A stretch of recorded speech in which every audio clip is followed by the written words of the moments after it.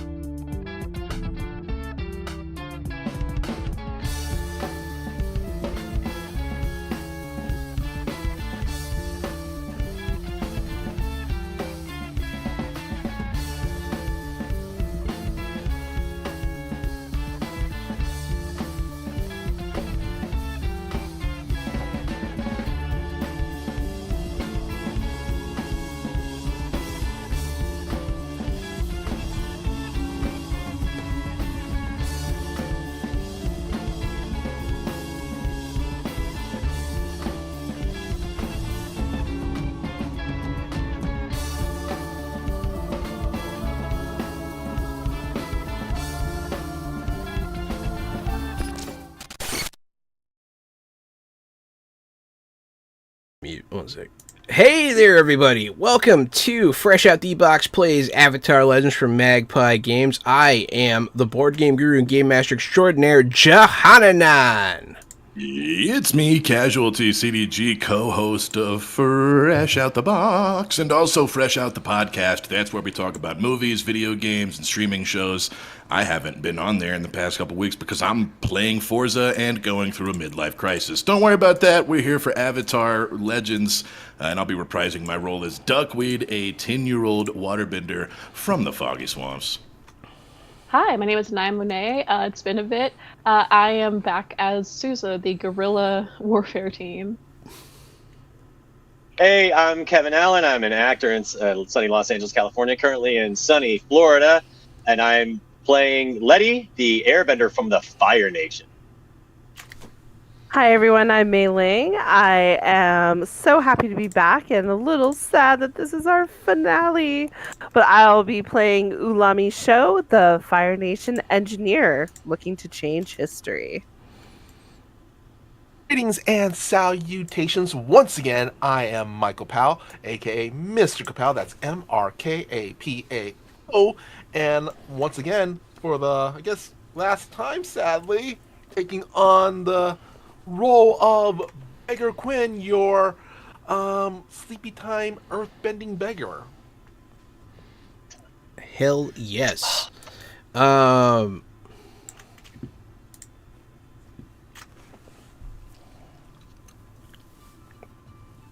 Fixed his Discord, and I'd like to remind everybody this is what the fixed version of the Discord. This is what the fixed version of the Discord looks like. Yep. This was it.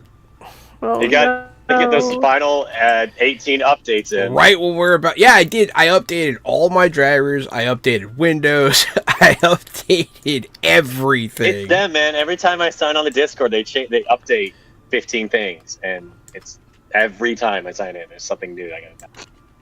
Okay, the fact that it happened once means it's going to happen 2 more times during the course of this.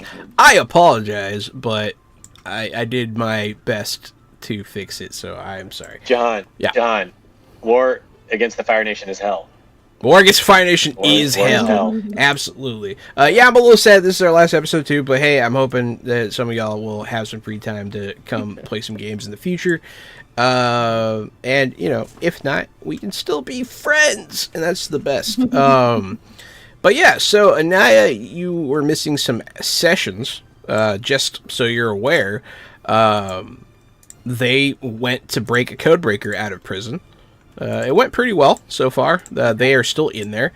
I'm gonna... yeah, so far so good. We haven't gotten out yet. No, you haven't gotten out yet. So far so good.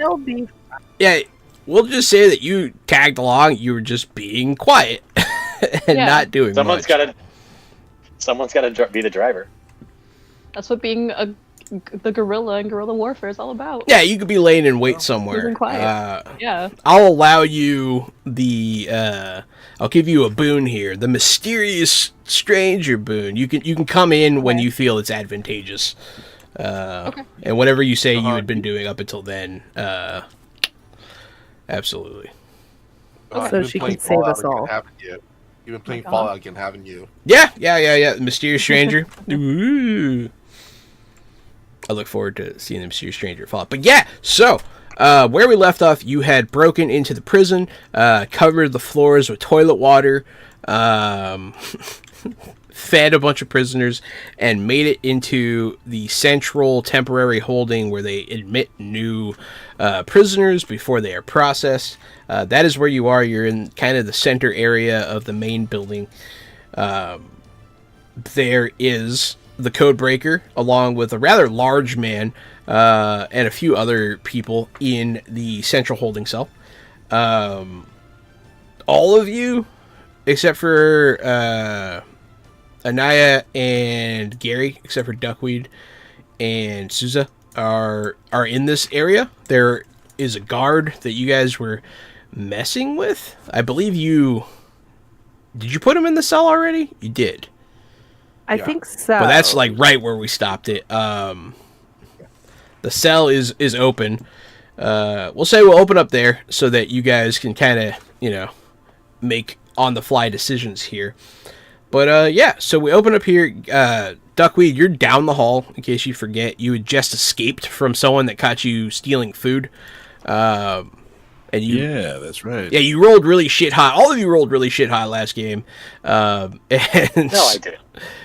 And so No, I did. you didn't. No, I feel like you rolled pretty No. good too. Mm, No? I think you had did like not. one success. It was me. It was me after I failed to roll with I rolled with my physical dice and it sucked. I was like, I'm gonna see what happens, and I rolled digital and killed it. Oh yeah. So I'm all digital tonight. All digital, baby. Yeah. Excellent. But yes, that's where we're gonna go ahead, open up. You guys took the guard down, and he is inside the cell. The code breaker is, and his name is Ford. Ford is, kind of in shock that you guys are here. Like, oh shit, we really got to go. Like, ready. The large man in the cell. You guys aren't going anywhere without us.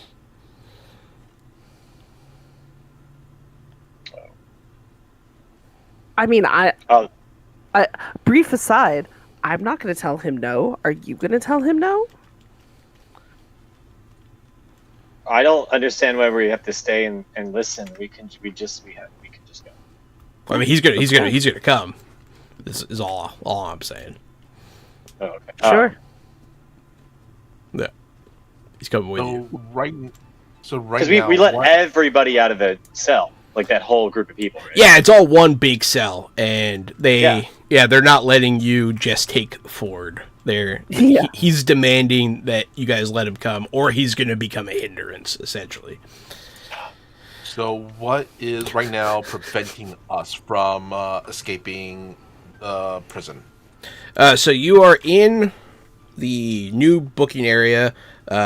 You opened the central cell with everyone in it. The guard is like down and he's in there, but he's getting up.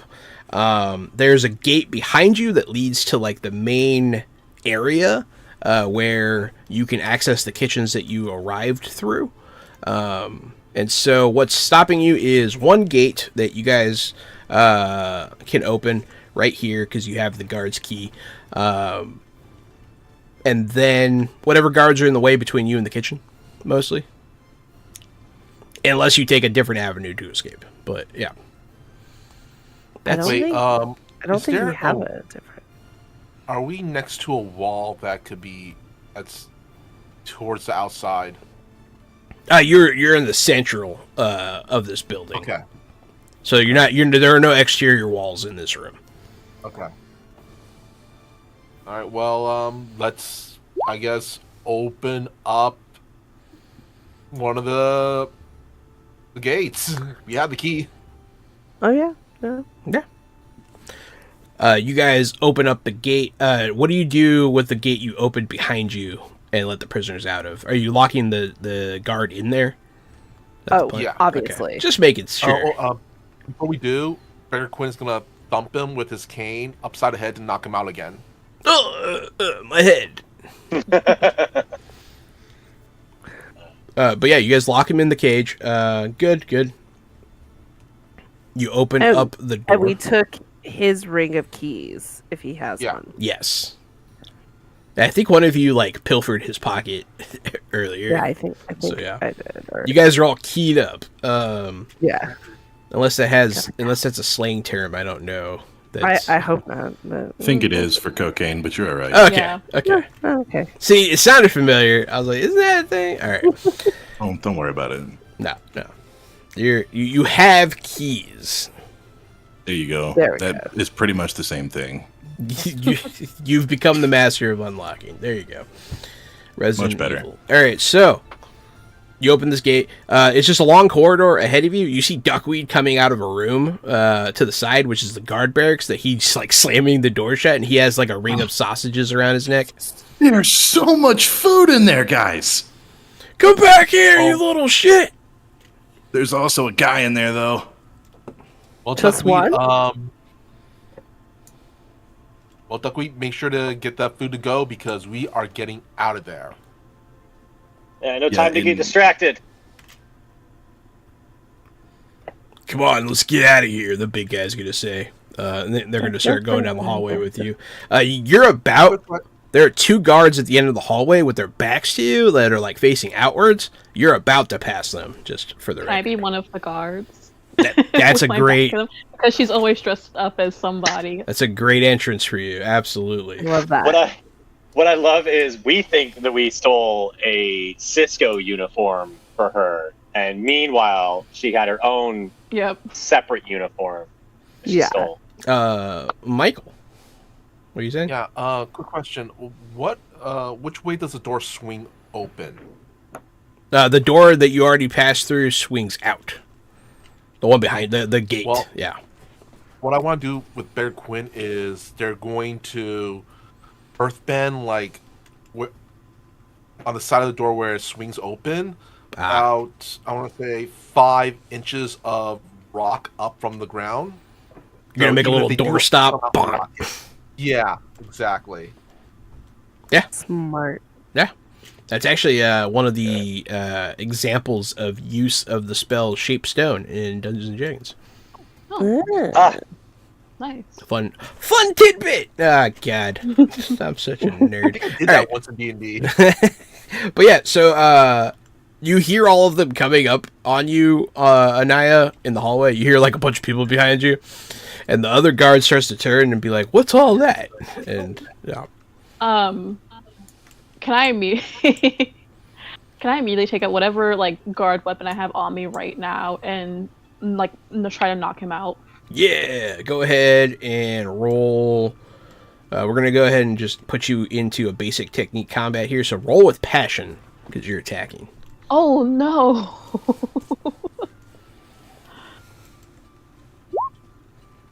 Full hit. Nice. Okay. On a full hit, you get to mark 1 fatigue to use a learned technique, or use 1 practice technique, or use 2 different basic or mastered techniques. Oh god. From your list of techniques. Yeah, you're jumping right into it. And so the basic techniques are going to be strike, pressure, and smash, which are in the attack section. That's common for everybody. Okay. Each I get 2 of those? You can get 2 of those, but you can also mix it up with a mastered technique if you have any. Which is, it's They're like all... a thing. Oh, I do have... I have like 1 thing and that's with a arrow, so I won't do that. Okay, so I'll do strike. Okay. Of course. Or shift their balance away. What conditions? I feel like I couldn't mark a condition that would be like especially helpful to us right now, so I'll just do the mark 2 fatigue. Yeah. Okay, forcing the mark 2 fatigue and marking. Okay, mark 2 fatigue. Excellent. And then I'll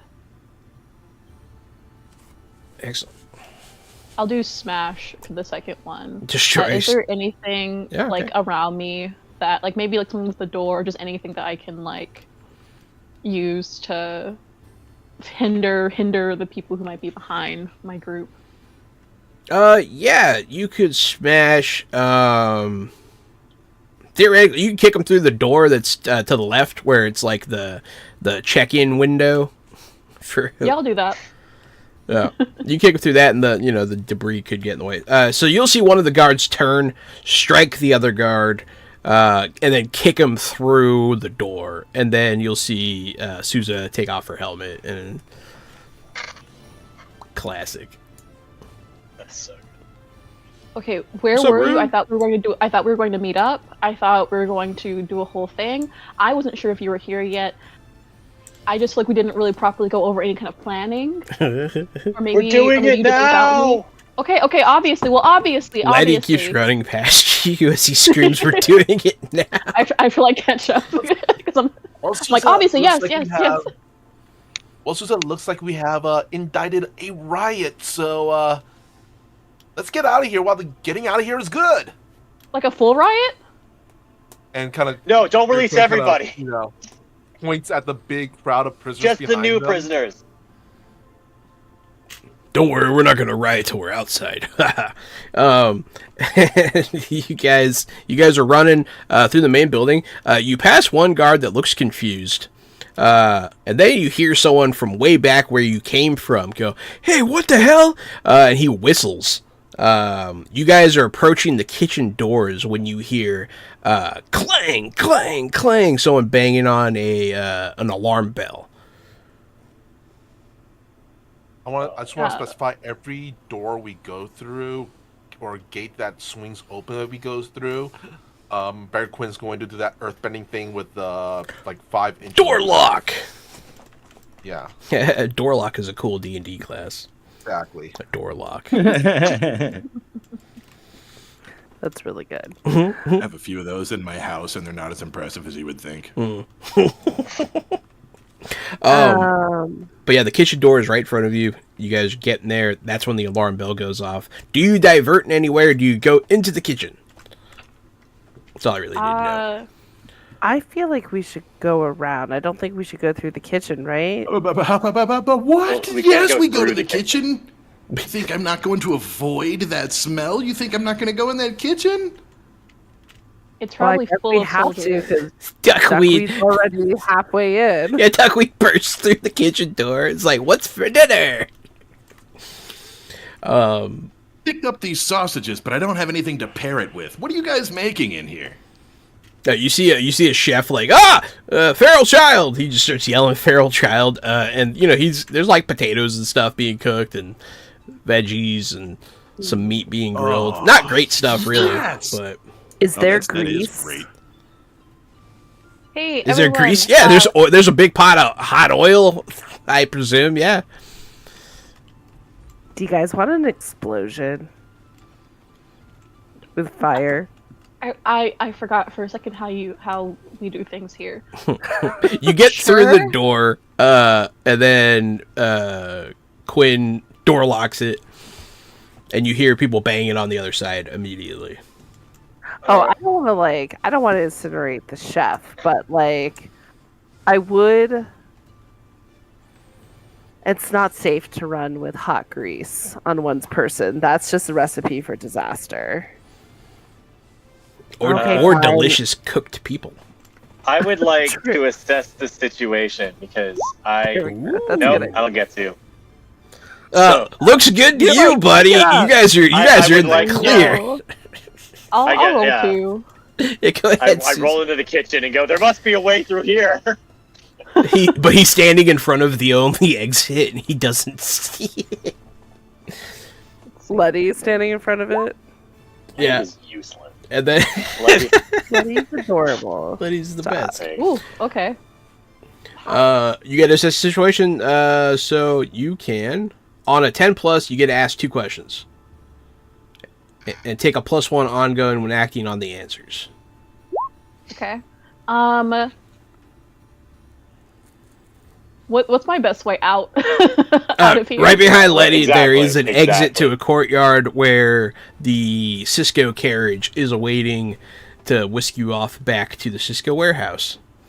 But presumably the guards will swarm that area shortly, so you gotta hurry. Okay, I guess. And what here can I use to maybe distract the guards or get by a little bit of time? There's a lot of stuff in here. Big pot of oil, like I said. There is a pile of wood for the wood stove. They also have coal in here a little bit, but in a, like those buckets they give you at a hotel for ice. It looks like it's like a little coal bucket like that, full of coal. Grab that. There's cutlery and knives, various pots and pans, that kind of stuff. Okay, yep. Big explosion. We're doing a big, everyone's favorite thing. Big chaotic moment explosion. Okay. Is that what you're saying out loud? Yes. The chef goes, "Oh, get out of here!" And him and everyone runs away. Come with us. You're crazy, lady! And they all just the staff flees. Great. Oh, good. Oh, good. And because Bigger Quinn, you door stopped it so that they can't open the door into the kitchen, right? Correct. Yeah. But all these people can get out? They can get out through the courtyard the way that you're about to go. Great.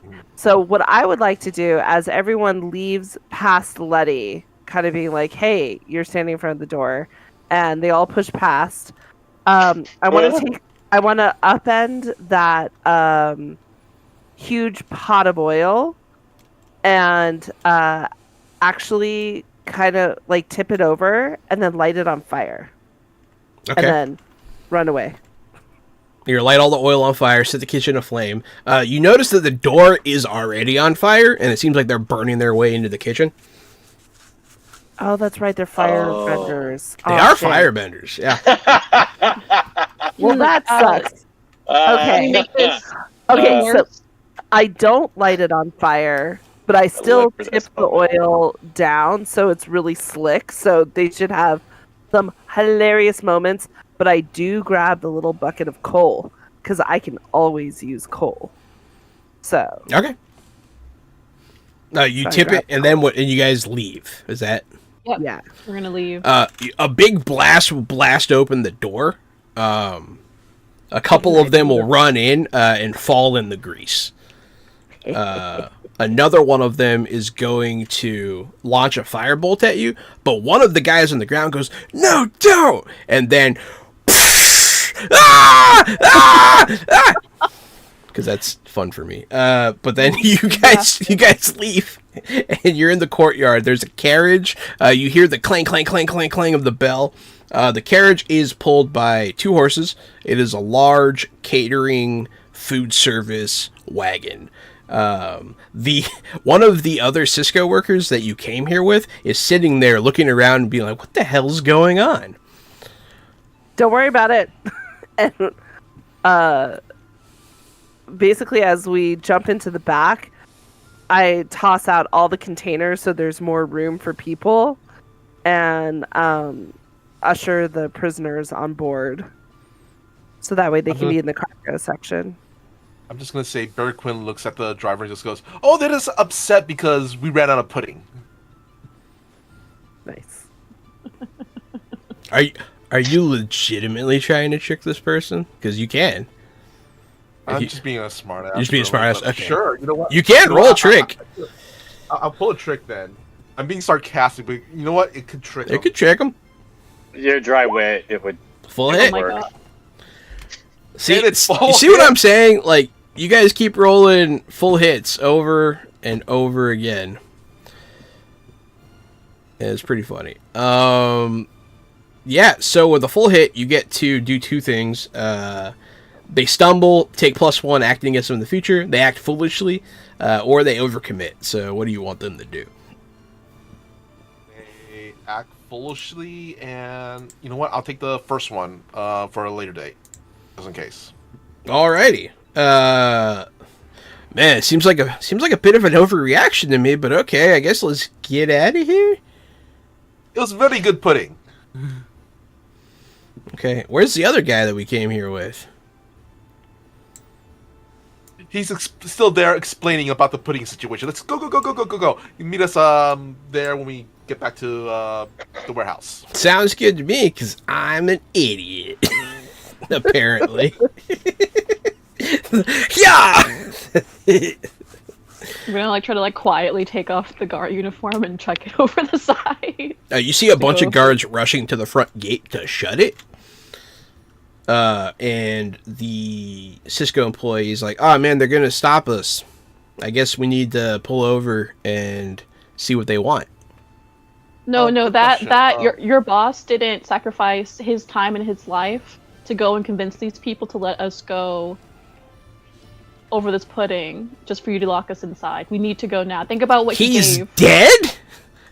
We don't know. He told us to run. He's tired. He told us to go. Quick question. Has the gate fully closed? No.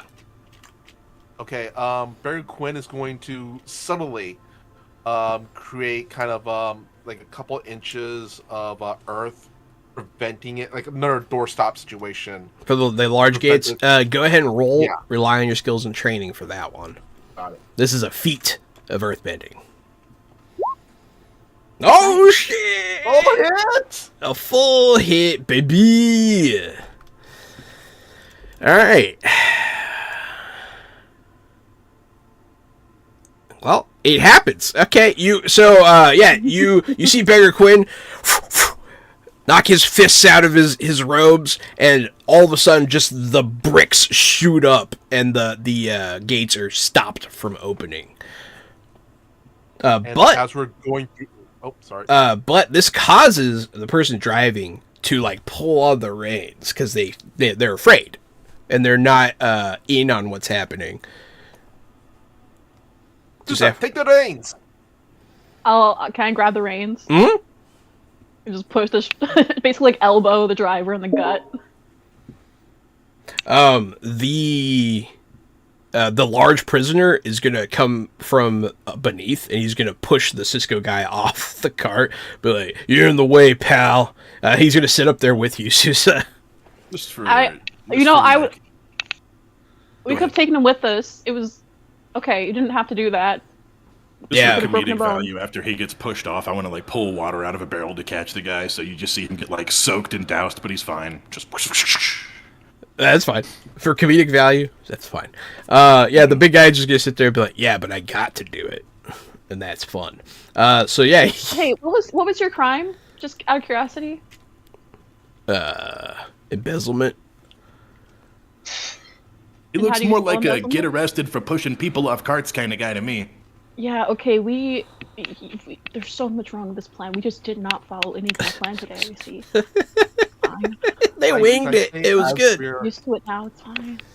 Can I say, as we're leaving the gate, Barry Quinn's gonna call out, don't worry, we're gonna come back later with more pudding. Oh yeah, I mean they're gonna try. They do try to stop you. The guards are definitely going to attempt to prevent you from doing this. So, are any of you firebenders? No, none of you are firebenders. No. So the guards are going to be like, "No!" And flames erupt around your cabin. Give me a convincing reason why you shouldn't mark 1 fatigue right now. So essentially, how are you avoiding being, damaged by this fire as an individual? I was wondering if I could use Beggar Quinn's. I have a move here. It's a master move called Ground Shift. Okay. Towards the firebenders, I'm going to twist the ground itself to displace and unbalance them. So when they're shooting out the fires, they're, being tripping up and shooting the fires up in the air and stuff like that. It says I can target an area and mark 1 fatigue by doing that. Another feat of earth bending. Absolutely. Bending is very powerful. And if you mark a fatigue, so they all shoot their fire, and then all of a sudden the earth just knocks them over, and they blast fire all over the place. They're also now all impaired. And they're impaired. And you only needed to get through for a brief second, because they're not mounted or anything. And you guys blast through these gates, and you head down the long, winding path back to town. But you can see on, now that you're outside, you can see on the roof of the prison, there's a light going. Like a big red light. And it's visible from the town. You can see activity going on up ahead. The path is, so you guys are up in the mountains. It's going to take you down a little bit of a winding path, and then eventually it's going to come to a bottleneck where they're setting up a checkpoint for you guys right now. But you can do something before you get there. You can try to blast through it. It's up to you.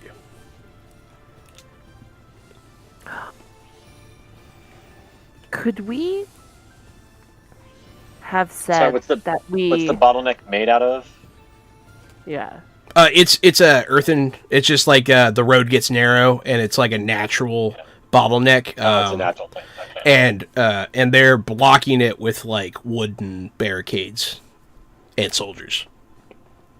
Yeah, Is there a possibility that we would have contacted the tunneling tykes to just say, like, hey, if you notice a big bad happening, can you guys maybe create a little underground tunnel for us that we could then go down and go? So, like, that would have been, like, one part of our plan.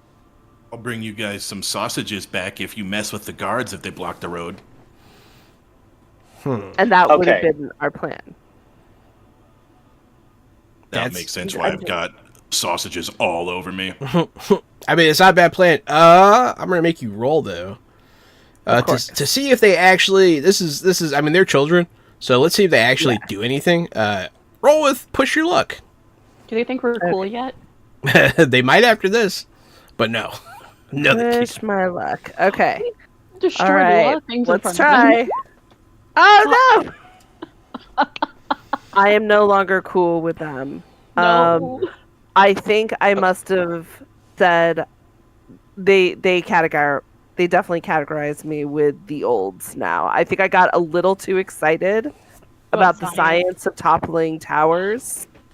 I broke out the equations and it was just over. Odds are they just got bored and distracted. At the wrong time. So you guys are approaching. You don't see any sort of tunnel-type antics. Yes, Letty. So, Letty, during that whole last exchange, especially with as we were getting out, like where he's on the cart, he goes have to run, and he hears these fire guys go, now! He's going to feel the flow, because that was a combat exchange.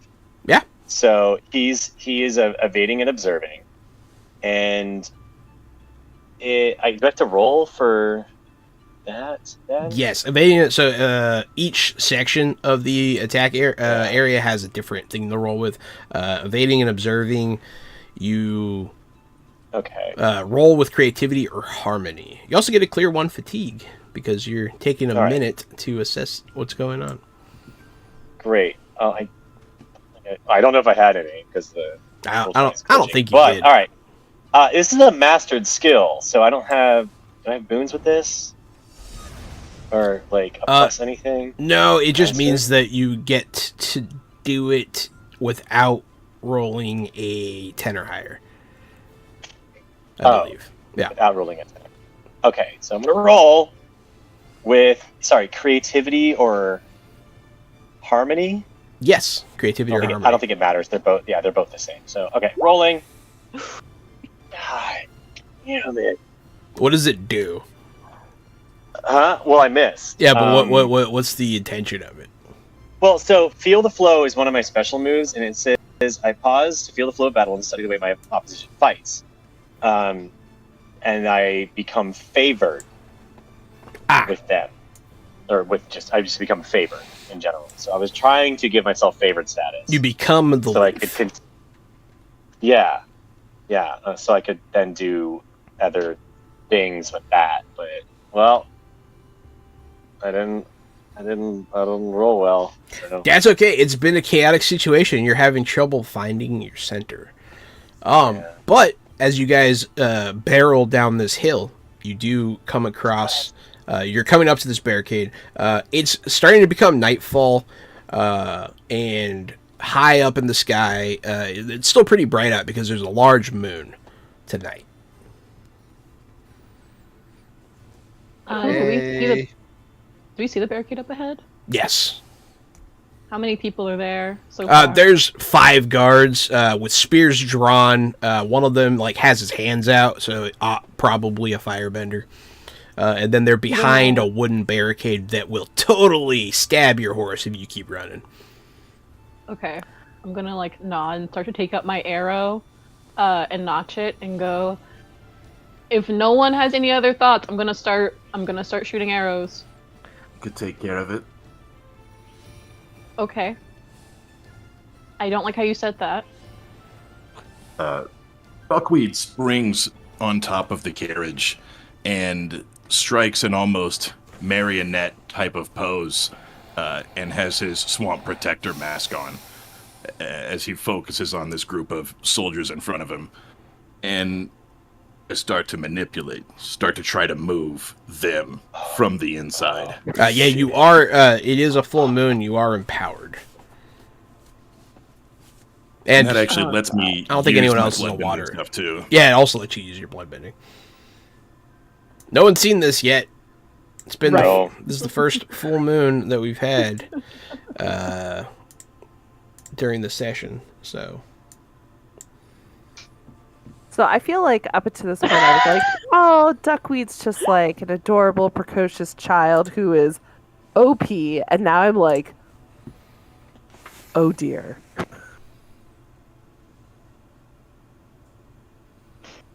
Yeah, I'm not sure exactly how the flavor of just being able to water bend / blood bend on a full moon works. Besides the attacks themselves, the actual flavor of how strong I can be, that's up to you, I guess, as a game master. I want to rip these guys' circulatory system straight out of their body. Just all the veins. You can start that process, but it would take you a couple minutes. You'd have to go through all 3 of the conditions in order to works for me to get them. That's what I'm working on. I'm focused on top of the carriage, and that's what's happening here. All of them are impaired immediately. Does it? Do you have to? This is an advanced attack technique. Yeah, so that's what I was saying. The only thing I have to reference is that one advanced attack technique. Otherwise, bloodbending is up to you as a game master as to what that entails that I can do. And since we're not in combat, I really can't use that attack technique. It's just the only thing I have for reference or flavor. Well, you're kind of in combat now. So, yeah, you're in combat. You go in and you do this to these people. You guys watch all of them scream in pain and contort. All of them are impaired.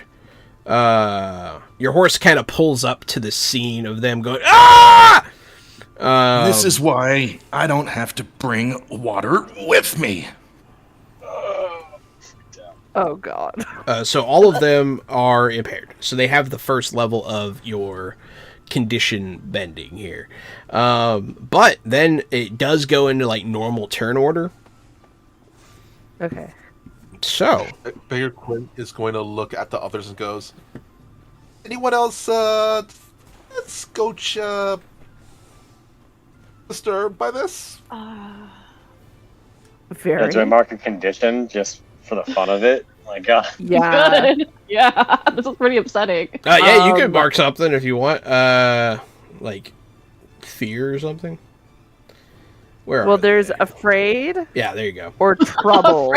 I'm doing afraid. I would say afraid or troubled. Go ahead and mark it.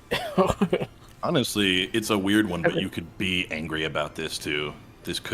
Something inside you could make you angry about this. He's a witch! Get him! Burn the witch. I like the thought of a bunch of people magically elemental bending, but then he's just one step too far. They're like, witch! I mean, that is what bloodbending is in the universe. Pretty much. 100%. But yeah, so we're gonna go into actual combat rounds here. Anyone participating, you choose what you're doing. Either defend and maneuver, attack and advance, or evade and observe. Okay, so quick point of order. Where are people? So I'm inside the cargo with the people. Yeah, so you guys are on sort of a narrow, elevated stone road, rocky cliff side, essentially. Okay. They set up wooden palisades, or the stabby anti-horse barricades. There's 5 guys on the other side of that. Duckweed's standing there going, ah! And they're like, ah! And then the cart is kind of like pulled up, like right there. And so wherever you are in reference to the cart is where you are in reference to the scene. The horse like slowly trotted down to a stop as this kid is blood bending them. Yeah. Does anybody mind if I go first? Because I have ability that helps us as a group. I think it's based on whoever's going to defend and maneuver. Yeah, defend and maneuver goes first, and then advance and attackers go first, and then observe and evade goes. Okay. So it goes in that order. So you all pick what you're going to do, and it kind of happens simultaneously. I don't know. It's tricky. It is a little tricky. All right. Well, I'm defending and maneuvering. I've chosen that tag. for myself. I'm evading and observing then. I'm going to advance and attack because I feel the need to put these guys out of their misery. I would like to defend and maneuver as well. Okay. Anaya, what'd you say you're doing? Advance and attack. Okay. She's gonna put a rock over this pigeon's head. And then Gary, what are you doing? Muted. Advance and attack. Advance attack. Okay. Because of the cinematic moment and the fact that you're getting to bloodbend for the first time, it's fine. But typically, you can't do the same one in a row. So like next turn, you'll have to pick one of the other two. And that's right. There is. I forgot that was a thing. But no, it's totally fine for this moment. Because it's cinematic. Because it's cinematic now. Okay, so I'm actually sorry. Can I change mine to evade and observe? I want to evade and observe. Evade and observe. That makes this easy. Letty, you're first. I'm gonna prepare to retaliate. You know, like if they start firebending, I want to throw it back at them. Okay, you prepare to retaliate. Yeah. Steal your suffer blows each time a foe inflicts fatigue or condition or shifts your balance. In this exchange, inflict 1 fatigue on that foe. It's okay. The stream can still hear me. It's okay. I was still talking and explaining it to the stream. And they haven't explained it to us, so we're all caught up. Were. Let's go. Yeah. Yeah, great. Go. Yeah, my audio isn't through Discord. So they can still hear me when that happens. But yeah, so you retaliate. Okay. Some of them are going to... No, they're all gonna advance and attack. Okay, so we're gonna go ahead and go with Anaya. So I should roll passion. Roll with passion.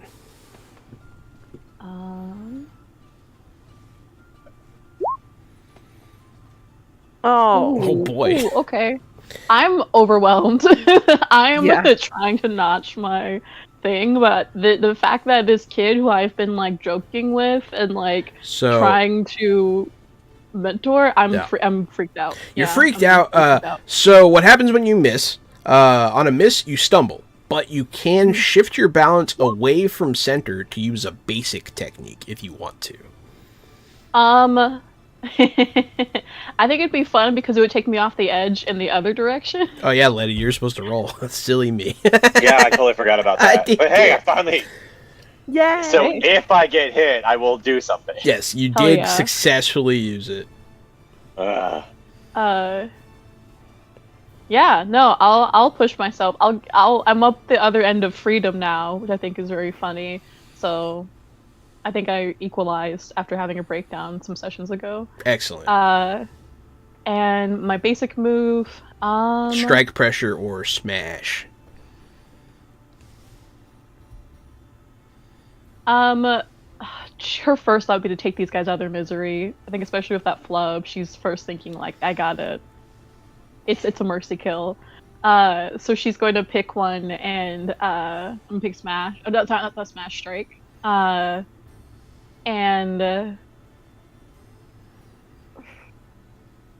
you're going to strike at one of them. They get to choose to mark 2 fatigue, mark a condition, or shift their balance away from their center.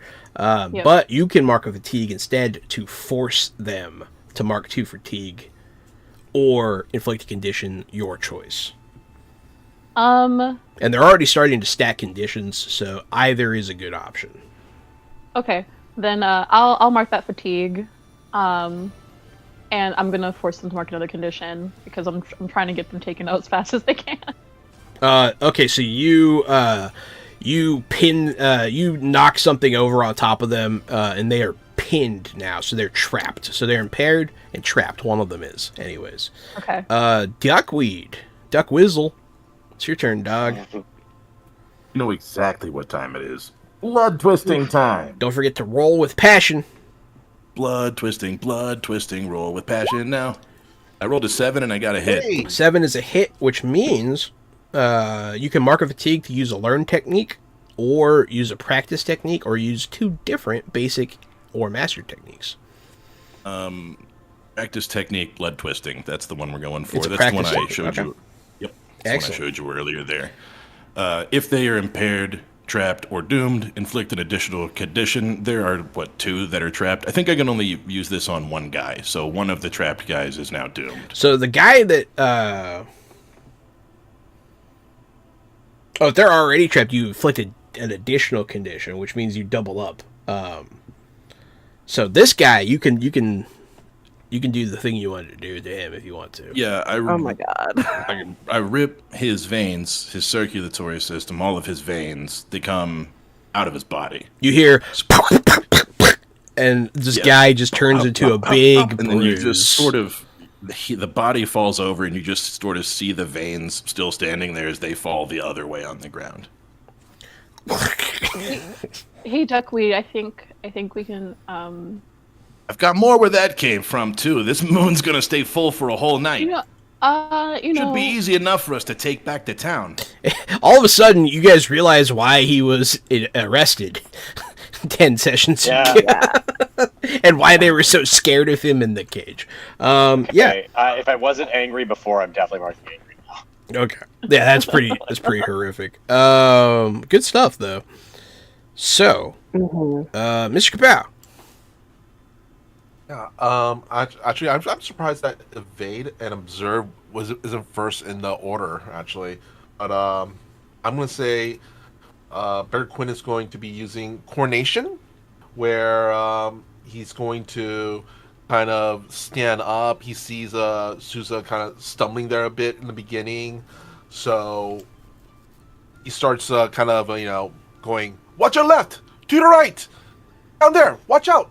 Go ahead, roll with creativity or harmony. And you can also clear fatigue if you have one.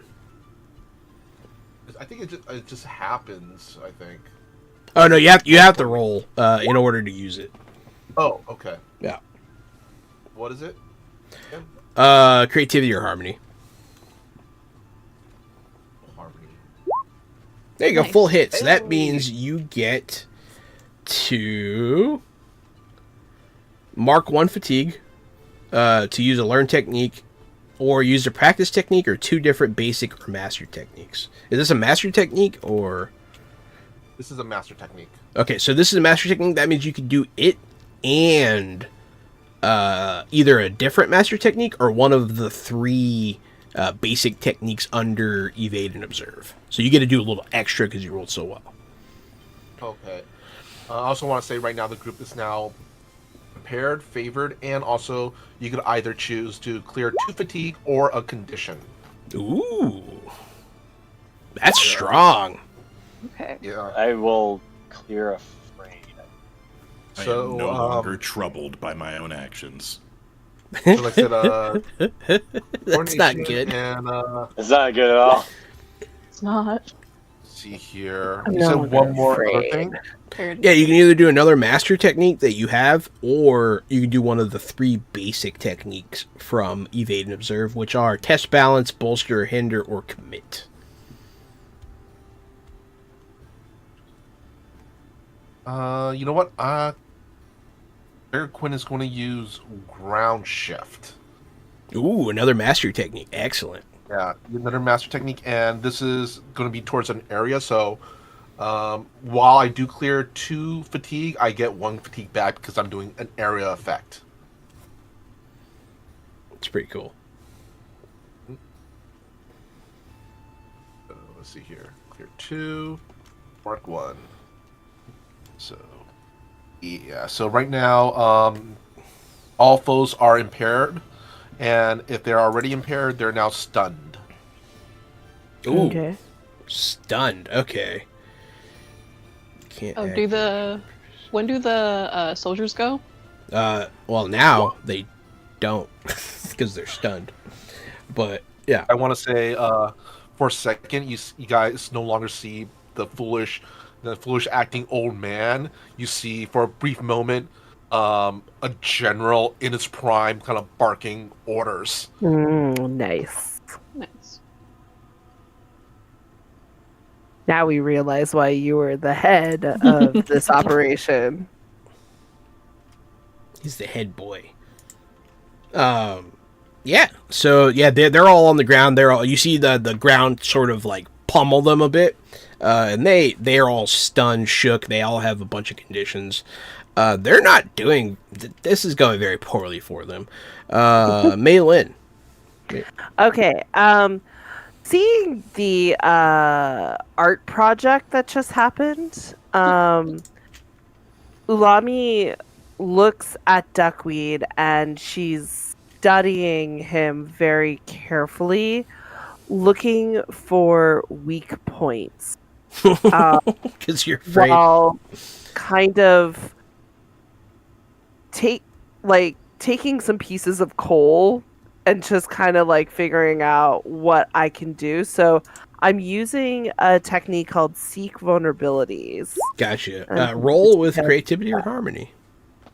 Okay, which one's better? Creativity. Full hit. Full hit. Okay, so that means, is it a master technique?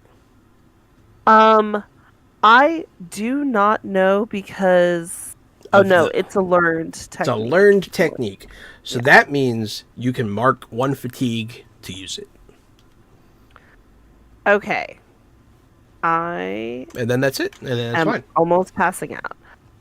Yeah. Nice. So I would like to shift... Oh, you did hear earlier that Mr. Kapow did a move that allowed you to clear 2 fatigue or a condition, right?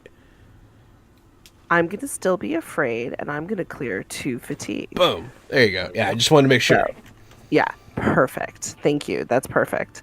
Because I was like, I'm hurting. So I would have done 2. Okay, there we go. Cool.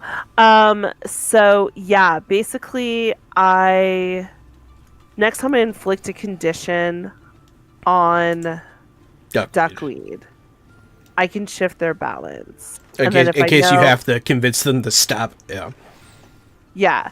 And so then I can mark him fatigue to do it again. So I could technically shift their balance twice. Towards friendship or something. I don't remember what yours are.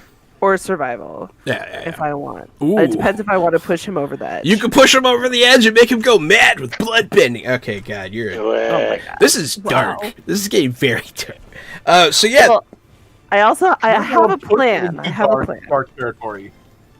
Yeah. So that's my move. So...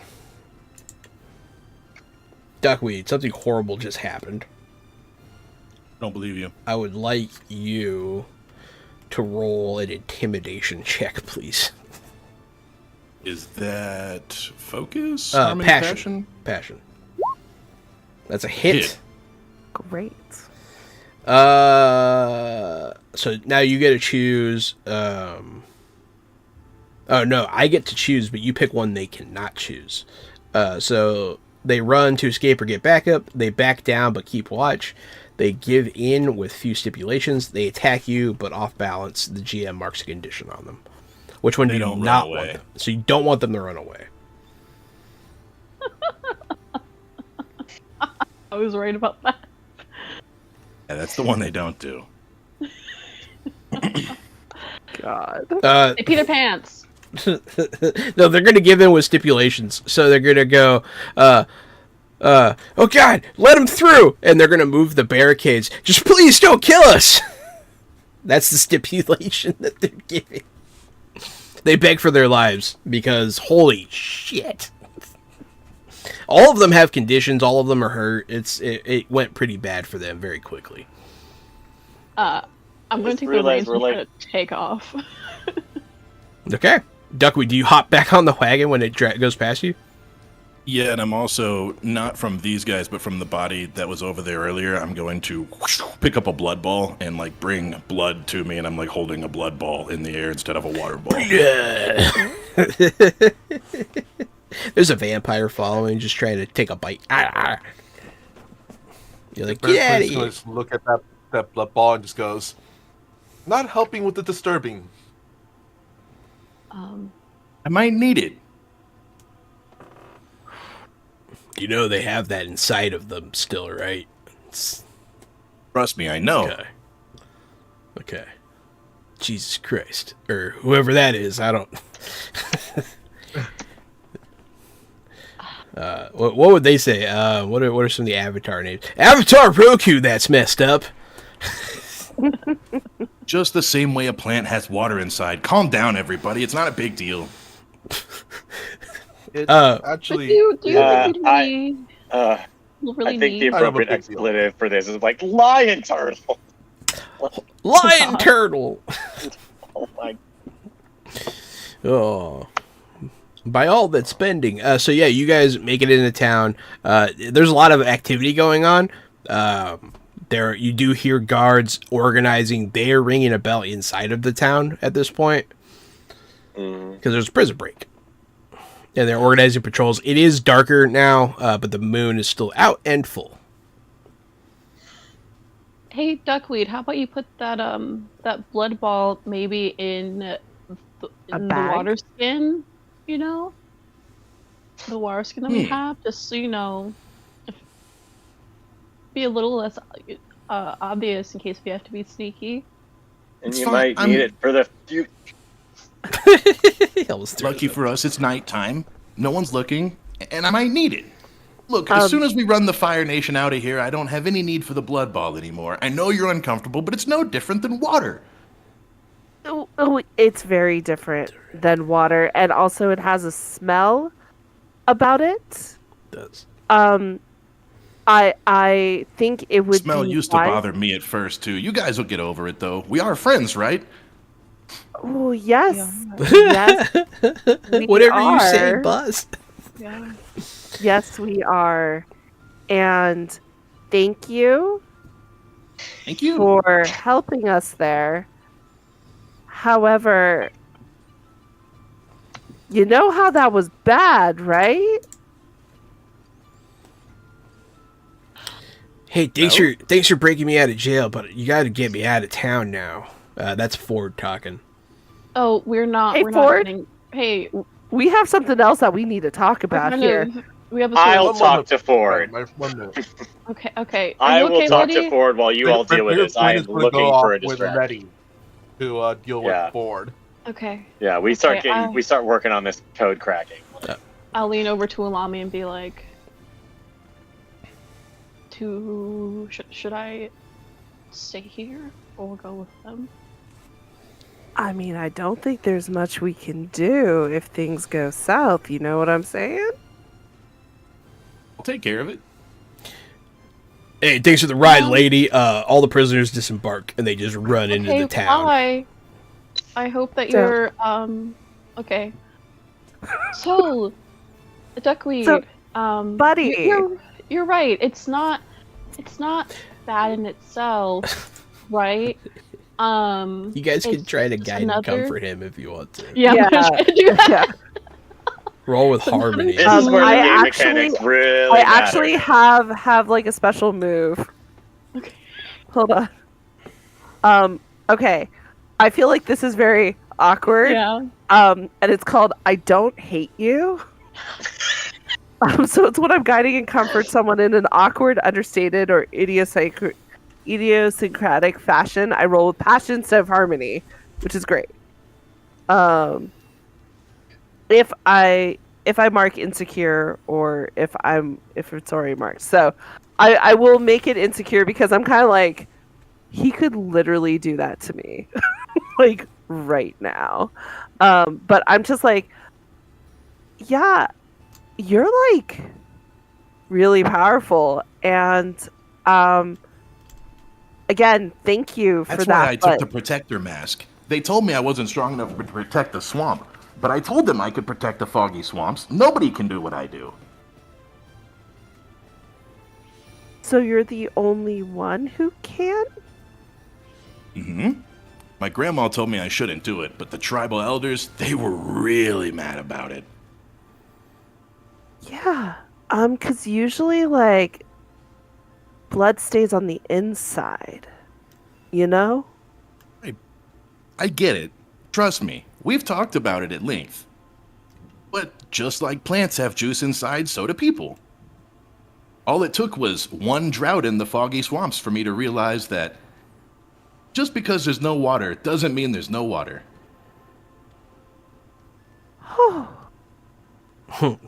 You can roll with passion, Melee. Yeah. So I'm like patting your back, like, you got this. Yeah. So I got an 8. Okay, so on an 8, Gary gets to choose one. You can embrace your guidance and comfort, clear condition, or 2 fatigue, and you may ask one question that they must answer honestly. When you try to honestly cover another person, or they shut me down. Yeah. So yeah, if you choose that one, she gets to ask you a question. You have to ask her honestly, or you can shut her down and they inflicted a condition on you and you shift their balance in response. Yeah. I think Ulami Show gets the condition. Yes, Ulami Show gets the condition, but then she gets to shift his balance, or the other thing happens. Yeah. So, you know, I think it's a great instinct. I just, maybe there's lots of water around, so why don't we just, like, stick to water, okay? Yeah. Let's just stick to water. I never thought about it like that. Which one are you picking, Gary? You know I can only do this once a month, right? It's kind of cool. Oh, buddy, you have no idea about lunar cycles. And there's other things too. Yeah, that's really good to know. So it's only on full moons? Okay, cool. Doing calculations in her head, like, okay, cool. So are you accepting my awkward, like, I think so. I think I'll let me? you. I think I'll let you shift me. I think so. Okay. And my 2 are survival and friendship, so I'm sure it's towards friendship. Yeah. Oh no! So if you embrace the guidance, then you get to clear condition or 2 fatigue.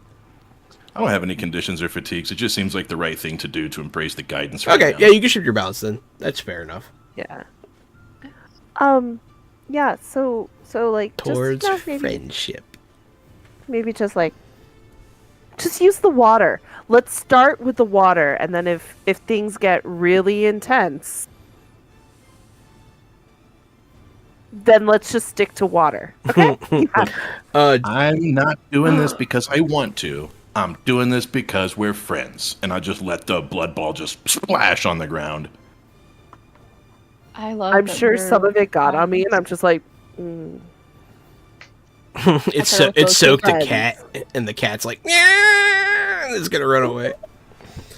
By Ulami Show, Good job, Ulami. Great. So during this whole conversation, you're still in the cart. You're moving towards somewhere. Where are you going, Anaya? Where are you driving this train? Ooh. I mean, we're trying to bring unrest we should probably find a place to talk and make a plan and figure out what we're gonna do with this with our friend here, because he wants to leave town. We don't have any plans to leave town, so we should probably pull off into some brush a bit a ways. Got a plan. I could go down to the docks and use the full moon to rip everybody's blood out of their body, one at a time, until the whole town is ours again. Yeah, but that'll take a lot of time, won't it? You know, yeah, but it's really effective. Or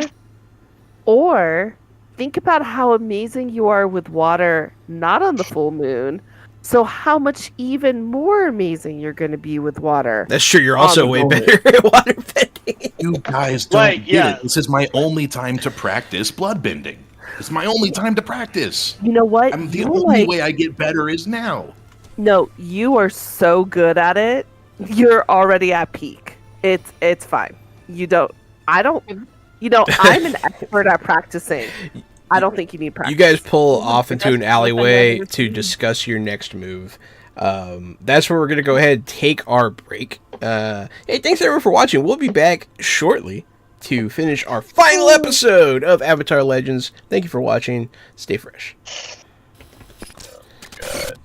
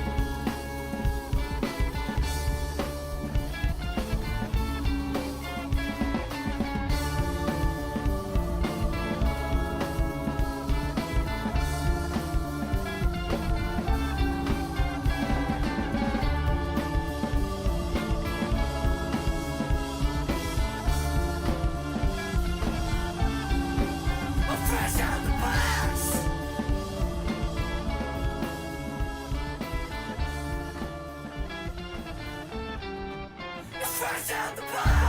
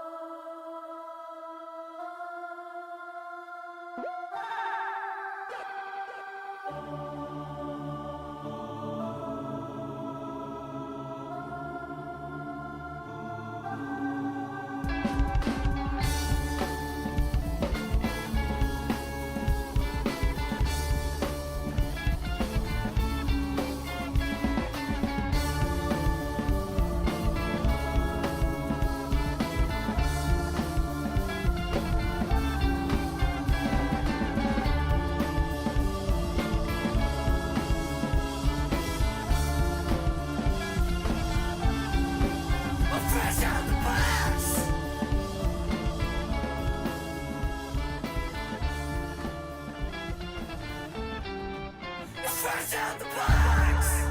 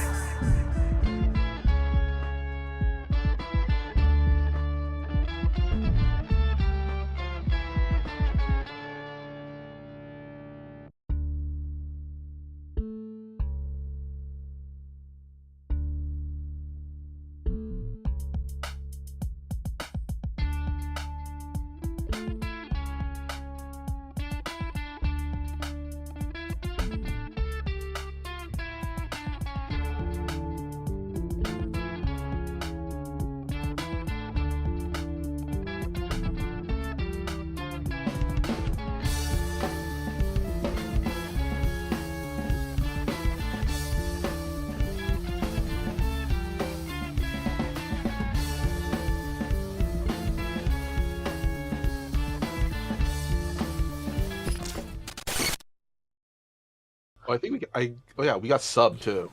Hey there, everybody! Welcome back to Fresh Out the Box does Avatar Legends from Magpie Games. Hey, D-Ski, thanks for the subs. Really appreciate it. I'm Jahananan, and I'm the Game Master. It's me, Casualty CDG. I'm the co-host. Hi, I'm Anaya Wane. I'm the Guerrilla Warfare team. Hi, I'm Kevin Allen. I'm a player. Hi, I'm Mailing Fatum, and I am a Fire Nation engineer. Oh. Once again, I am Michael Powell, aka Mr. Kapow. That's MRKAPAO. Your sleepy time beggar for one more game. We're picking up in an alleyway. You guys are discussing what to do with this code breaker. All the prisoners have vamoosed into the city. And yeah. Ford's there. You guys are all there talking and discussing. You have the message that you need decoded.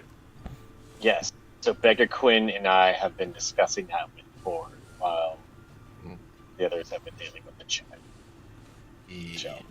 So what have we learned in our message? It pertains to the war and a great weapon secretly coming to shore to win the war. That's all you know.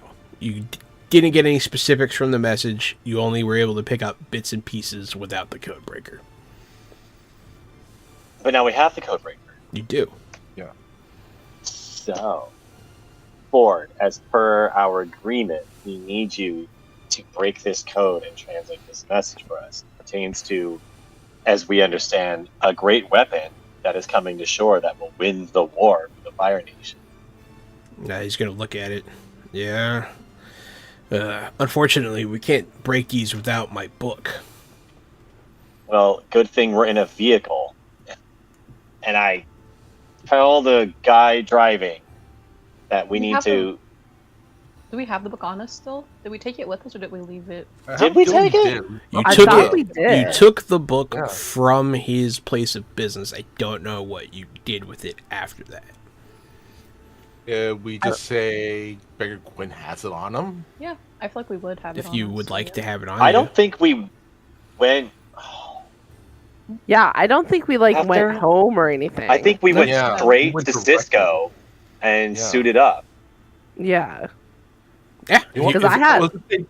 We'll say great. Beggar Quinn's using it as a seat cushion. How about that?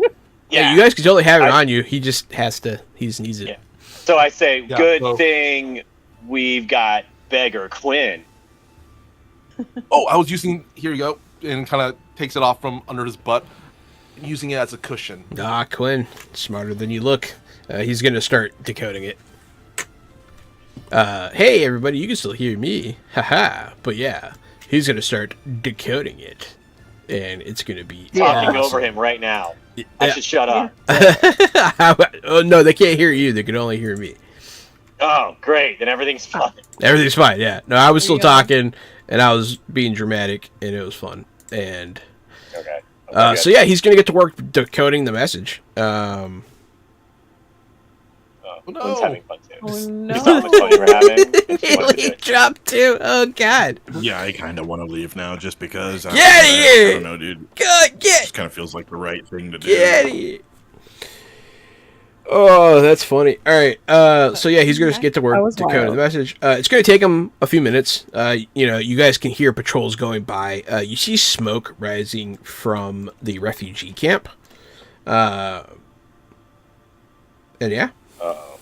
He will, but you'll see a couple, like a patrol will go by the alleyway you guys are hiding in. You'll hear a lot of commotion going on. You'll hear a ruckus going on near the wharf. You're not sure what's going on there, but this is all just stuff that's happening for your understanding. Yeah, and then he'll finish decoding the message. Okay, well, I'm done. Letty is eager to hear the message, but now he's kind of concerned. So, in that time, can we steer our carriage in that direction? Which way are you guys going? The big guy. to the. Well, I'm asking the big guy if we could head toward the refugee camp. Well, he headed out. Yeah, the prisoners all left. Oh, he left? Yeah. Who's driving? Yeah. Who's driving this crazy thing? I've been driving. Anaya's driving. Yeah. Okay. So I could steer it towards the refugee camp. Okay.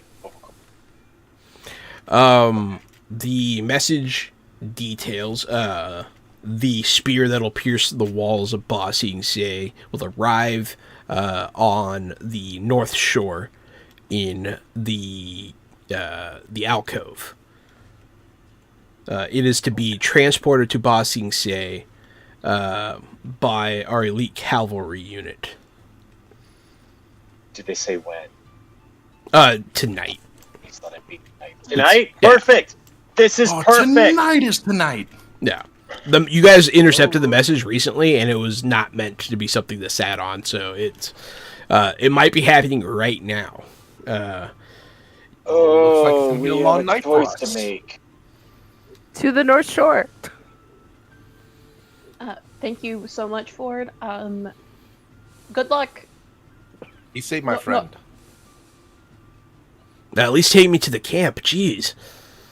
We're How far away are we from the camp? You guys aren't too far. It's a bit of a detour, but I mean, it's also seemingly on fire. Yeah. the refugee camp. Oh, There's smoke Okay. billowing from the camp. Yeah. Yeah. All right. Well, are you let's sure? go to the camp then. Are you sure you want to go? So to you the want to camp? go You to might where the want fire to- is. Well, you, Ford, considering people may be looking for you specifically, may want, I don't know, to break into a house. I'd rather hide amongst the rest of the wanted people than to be on my own in these streets. Well, or you could come with us. I mean, we're wanted people too. Not that, you know. I'll go wherever you take me. Just don't leave me here. Let's As go I check say, on worst the- comes to worst, we are at least capable wanted people. Yeah. Should we just take him along? Add him to our Sure. like Pokédex of NPCs. Yeah, I mean, that's actually a pretty good NPC to have, a code breaker. We should probably, like, metagaming wise, I know it's our last session, but still, he's a good person to turn over to the good guy army. Yeah. Yeah. Also, extra meat shield. Oh my god. Hey, now that's He's I don't think I knew. he's the only NPC who's hanging out with us. All the other ones Yeah. are back in camp, hoping yeah. Yeah, that all the is taking other care of whatever damage is happening. all the other resistance members that you guys have are back at camp. Yeah. And they are just fine. Nothing is wrong, right? We should go. It does check it on does them. visually appear that something is wrong. I mean, if you can find cover really quickly, like really good cover, we're gonna go that way. We're just gonna go. Even though we usually go away from the fire, we're just gonna go towards it. Boy, I sure hope there's a but- boatload of water over there next to that burning camp. Really hope that's there, because if it's not, I'm not sure what I'm going to be able to do. Oh god. While we may be capable wanted people, we might not be smart capable wanted people. Let's find some water. But if they get the weapon to Ba Sing Se, nothing we do is gonna matter.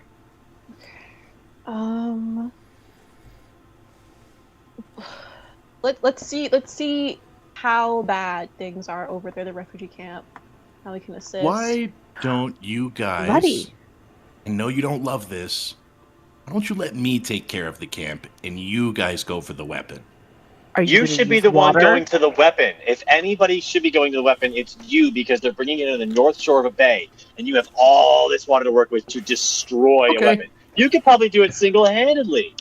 So, Yeah. if anything, we should all go to the camp, and you should go to the north shore. Okay. And I just start walking towards the North Shore.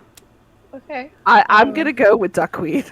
Thank you. But I wanted to see you do it, though, and so I also go with duckweed. Well, Well, okay. actually, I have a proposal, and Letty, I had fixed the air glider of the airbender that we had rescued, and I had fixed it. Do you think you could fly over the camp to see what's happening? It's been so long since I've been on one. But you know the old expression, it's just like riding an air glider again. Yeah, totally. So, oh my god, we're gonna split the party. Because if anything, you would be the one who'd be able to get there quickly, just kind of like to assess it, and then let us know if we need to go save our friends. Okay. I take the air glider. Letty takes off, flies into the air. It doesn't take you very long at all. It's not that big of a city, and you're flying. So you make it above the camp. You can see some of the tents are on fire. It looks like something happened. There's some sort of conflict here, definitely involving firebenders. You see people laying on the ground around one central area. You see your little alcove. One of the carts is completely destroyed. You recognize that. You can see the easiest person to see from up here is Shep, because he's big, laying on the ground, surrounded by downed soldiers and ruined earth. Okay, well, I land next to him then, wherever it's safe for me to do so. The conflict is over. It's over. Okay, I just kind of want to like double check. So I guess I talk to Shep and get all that information. Letty, they came for her. Someone tipped her off, or someone tipped them off. They took Fang. They took her? I don't know why. Okay. But they were here for her. Oh, okay. Okay. First things first. How is everyone else? Does anything need to be done? He can barely move. He's looking around. I don't know. God. I lost track. I did my best, but I don't think it was good enough.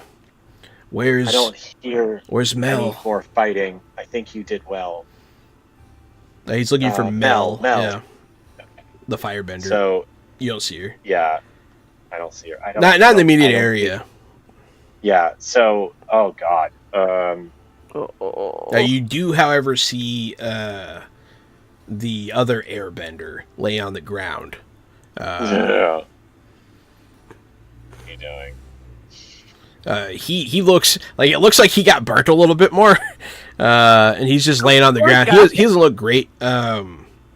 He's not dying, but he was already in a bad shape. Yeah. He'll look at you. You need to get. How long ago did they leave? What? You need to get out of here. Someone has to live on. He's gonna hand you something with a shaky hand. I try to take his hand, so it's shaky. Yeah. He'll hold your hand for a second, and then he's gonna go unconscious. As far as you can tell, you're not sure. He might be dead. But in your hand there is a wooden airbender necklace. Okay. Yeah, I take it and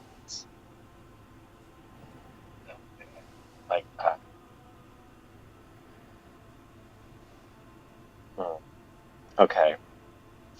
Shep's sister Yi will be tending to him. Now you'll see her. She comes out of hiding. Okay. I take off. Okay, so I have his airbender necklace in my hand. I take mine off, my old one, and I trade with him and give him my old one. Okay. Put his on. But I wear it over my outfit. I don't tuck it away and hide it. Not hiding it. Proudly displaying. So, Yi, she comes out. Yeah, she comes out. She goes to Shep, who's her brother. Yeah. Good. Well, I'm glad that. So all the questions I had for them, I'm going to address to she, because she looks capable. Okay. Well, how long ago did they leave? It hasn't been that long. Maybe 10 minutes.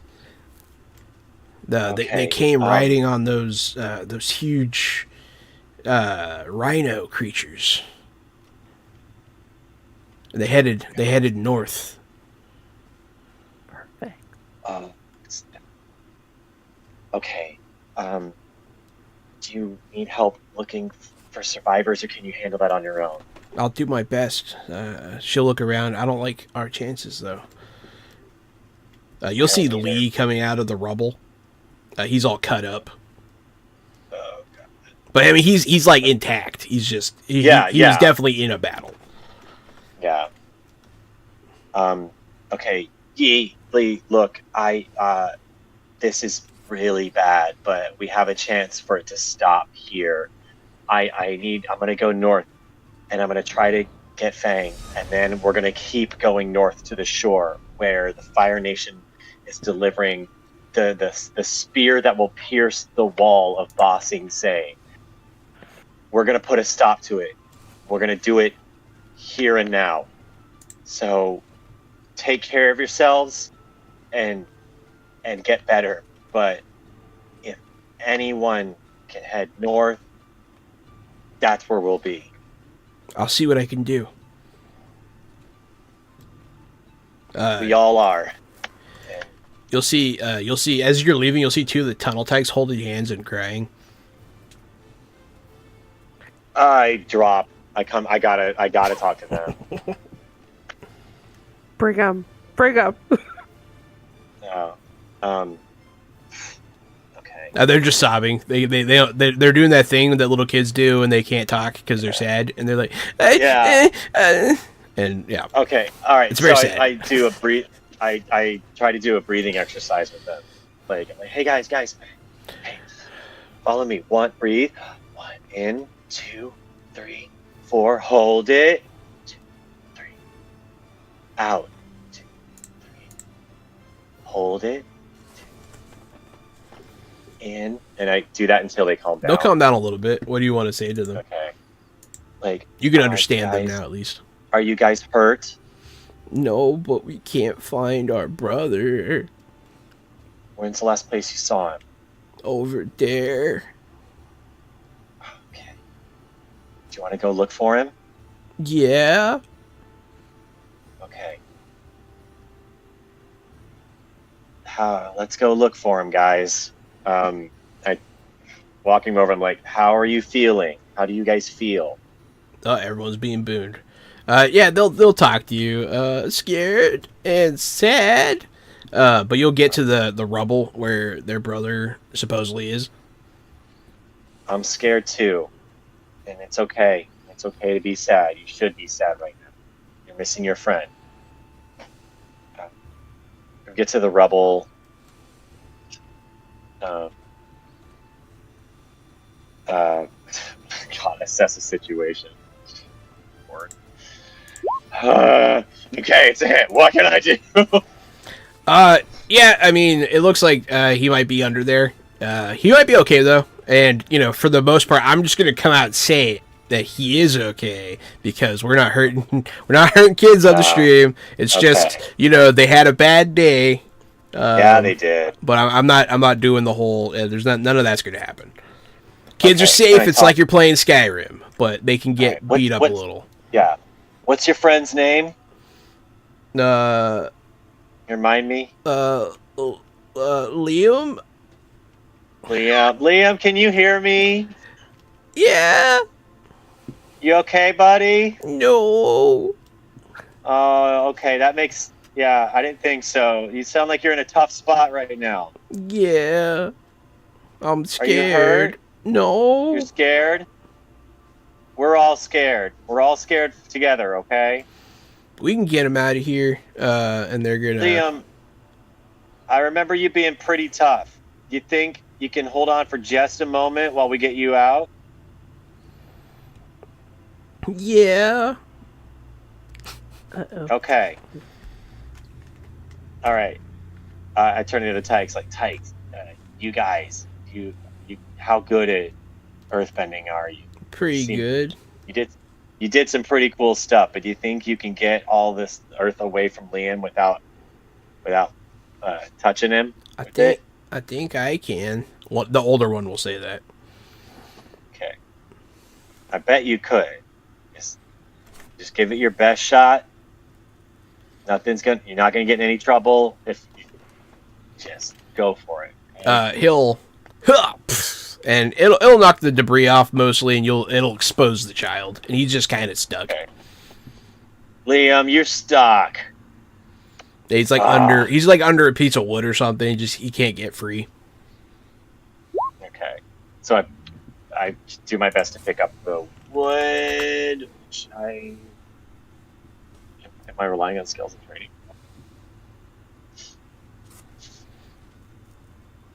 No. For getting no, you can just free him. Okay, cool, nice. So we free him. All the kids are free now. Yeah, all the kids are free.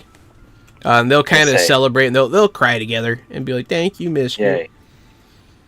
Of course, guys. Oh, Jack! Crap! Fine. Screw you. Do you want them to help you or something? Yeah, I was gonna say, hey guys. So I fly past them and say, hey guys, can you do me a favor now? They'll look. Yeah. Go back to the camp and help all the adults because they're having a hard time and you guys aren't. Okay. I need you to go take care of all the adults back at camp. They'll go help. Awesome. All right, then I you'll get back on my high horse. You'll fly away. I was just pouring one out for the children of war. You know, that's all I was trying to do.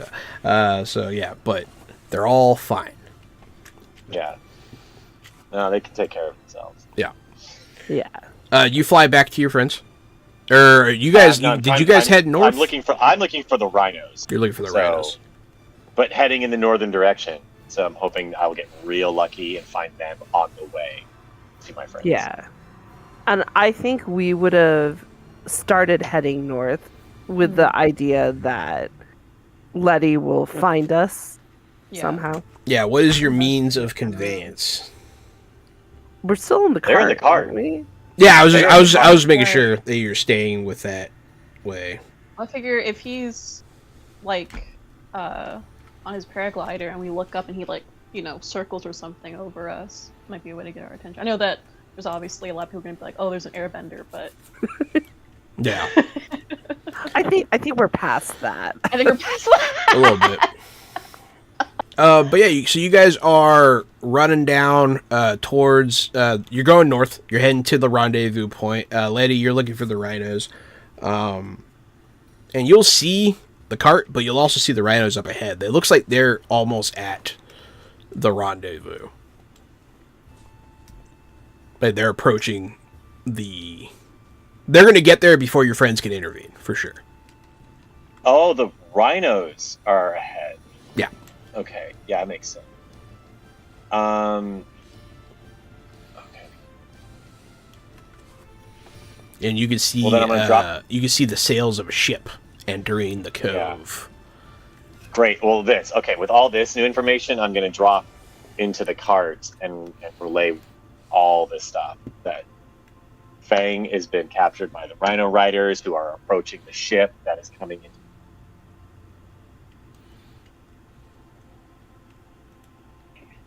So, if we can put in a little mini mission of rescuing Fang, I think we can easily take out this thing. Yeah. Of course. How we have just the one horse, or are there multiple horses? There are two horses pulling this cart. Okay. I'm gonna, if it seems like we can all fit between the two, in between Letty's paraglider, I'm gonna unhitch the horses and hop on them instead. Easily, yeah, Duckweed doesn't take up much room. How many of you are there? I think there's 4 of us, right? It'd be 2 people per horse. Shit. It'd be 2 people, and plus 4. But we have 4. Yeah. Oh. Okay, here's the thought. Can Letty carry Duckweed on the paraglider? I'd allow it because he's a child. Yeah, he's pretty small. Okay. Maybe we could I've seen Aang do it before. A little bit. So you're gonna swaddle him. Yeah, it's just kind of like could hold attach me- him to you. So like, Hold me under the armpits too. It'd look cool. We'd be flying like a cool, terrifying eagle. yeah. All right, let's do it. Yeah, it's fine. Okay. So 2 horses take off. The cart, you just leave it. And Letty, you're having a little bit of difficulty because you've never done this before, but you're flying with duckweed. Just probably wriggling the entire time. Oh, This absolutely. is awesome. That's why I was like, we need to attach him to Letty because it's like not gonna happen.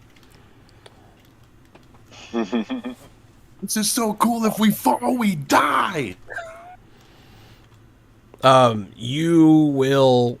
This takes you just a couple minutes to finagle all this stuff happening. By the time you're airborne again, Letty, you don't see the rhinos anymore or the ship, but you can fly over the hills into the cove if you would like. Yeah, because I'm definitely looking for those rhinos.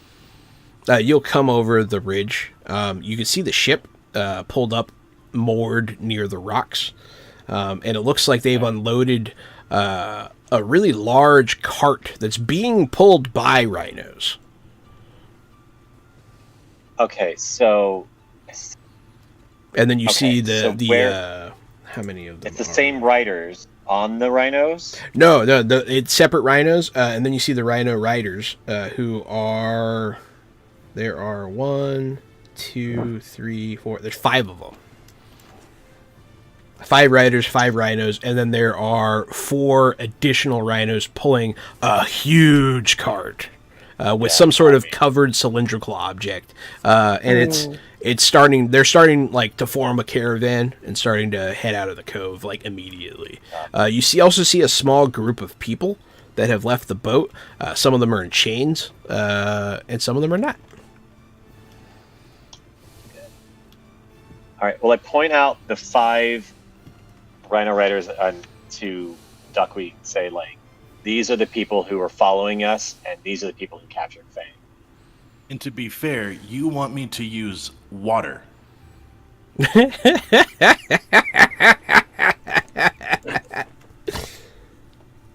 Let's start with water, and I want to... I really think we should start with blood. I really think we should start with those rhinos. You know what? As long as you don't rip it out of them, I think that's okay. We don't need to steal their blood.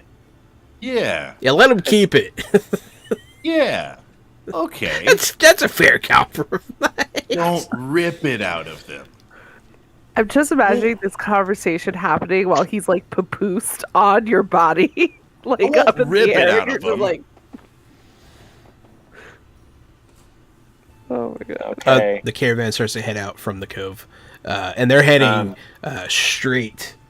But east. Duckweed, if I'm being honest, I don't want you to wear yourself out because we're gonna have a long night ahead of us. We may. I feel great. Okay.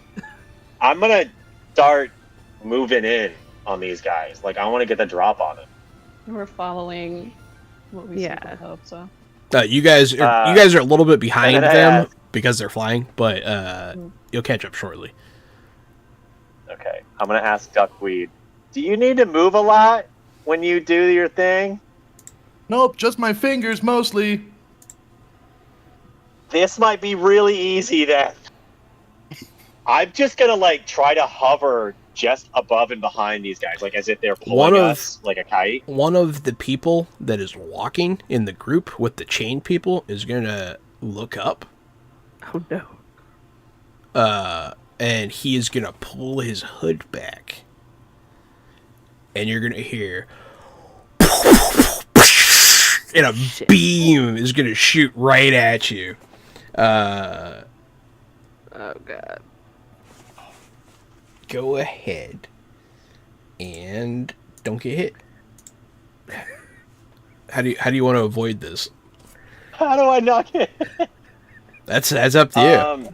Probably dodging it, but you could also do other things. I don't know. You could throw duckweed in the way. I don't know. Is this an exchange that we're in, or like? Not quite yet. It's not quite a combat yet. It's just like there's an explosive beam of fire coming towards you, and it's just an obstacle at this point. And then combat will ensue shortly thereafter. All right. Well, the first time I would probably just keep it simple and just try to like tilt the glider so that we turn or twist away from it. Rely on skills and training, buddy. I would be relying on skills and training. You're correct. Okay. Full hit. Finally. You fucking do a barrel roll. That's a. You did it at a good time, to be fair. Yeah. Yeah. Okay. Good. Okay. So I got a full hit. So what happened? So on a hit, you do it, but imperfectly. But on a full hit, you do it. You essentially do a barrel roll, and it goes right past you. But they're watching you now, and everyone kind of sees you because they shot a laser beam at you. What's your plan here? You kind of have the initiative here.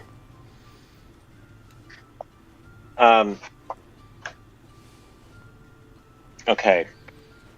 Well, that was my turn. What's Duckweed? How does he react to all that? I'm focusing on one of those rhinos, and I'm giving him my little twinkle fingers. You're going to twinkle finger a rhino?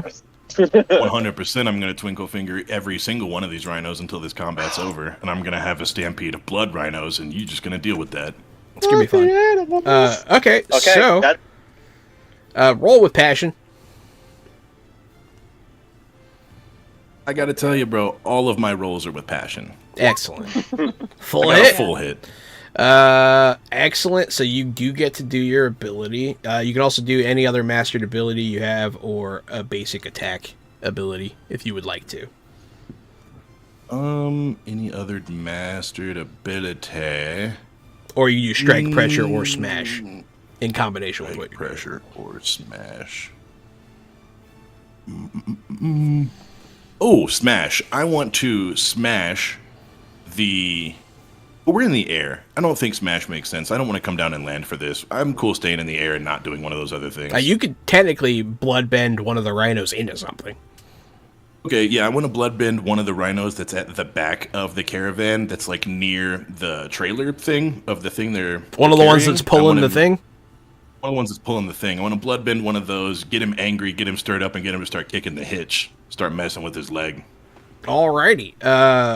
You also inflict a condition on him, I believe, right? Impaired? Yes. Okay, so the rhino, it's like, it lets out a pained sound as you fuck with its blood. And it is going to kick at it's going to mess up its hitching. One of the riders goes over there and starts cracking the whip to try to get it under control. But you definitely caused an issue, for sure. It's going to cause you to mark a fatigue for smash. Right then.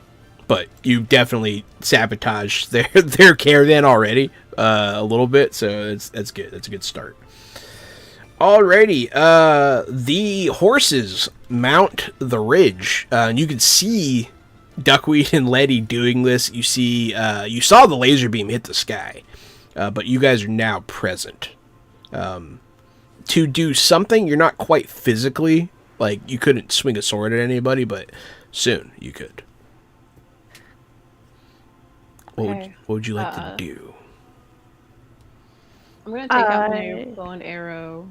Excellent. And try to get a good look at the people, as far as the people in the prisoners who are lined up, just to see if I think her first thought would be like, we got to free the prisoners because one of them may be helpful, and one of them may be Fang. One of them is Fang. Another one. All of them have a chain around their neck, and then they have a thing on their foreheads, like a metal band that's chained to their forehead. And they're being pulled along in a chain gang. We'll say there's 3 of them all together. Was the guy who beamed Letty, or tried to beam Letty, is he one of the chained, or is he one of the people watching? He's unchained, and he's watching them. Like, he's one of the guards escorting them. You see several other cloaked figures. None of them are shooting laser beams, though. Okay. I'm gonna prep to shoot at him in a second. Oh, you can shoot at him now, yeah. With a bow? Yeah, you can absolutely do it. I'm gonna wait for Baker Quinn's input first. Okay. I was actually gonna say, I was wondering, could I use before? Let's see, she uses shoots an arrow. Can Baker Quinn use coordination again? Yeah, you could roll your creativity or what is it, harmony? Harmony. Yeah. Yeah, just basically Baker Quinn's like, I'm imagining Baker Quinn's kind of like right over her shoulder. Okay, just concentrate, focus. Here. Hell yeah. Full hit. Full hit. That means you can also do another mastered ability or basic ability under evade and observe. Okay, then I will be using. Let's see, you know what else do I have?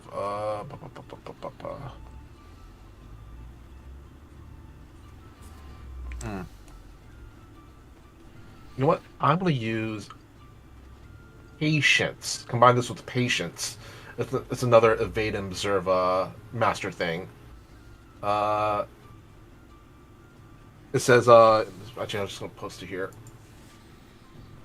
Oh, it won't let me post it. It says wait until the perfect moment to act. Mark 1 fatigue to gain prepared and use advanced and attack technique, paying all costs as normal. Actually, wait. You know what? I'm just going to use coordination then. That's okay, it. Coordination. No problem. Yeah.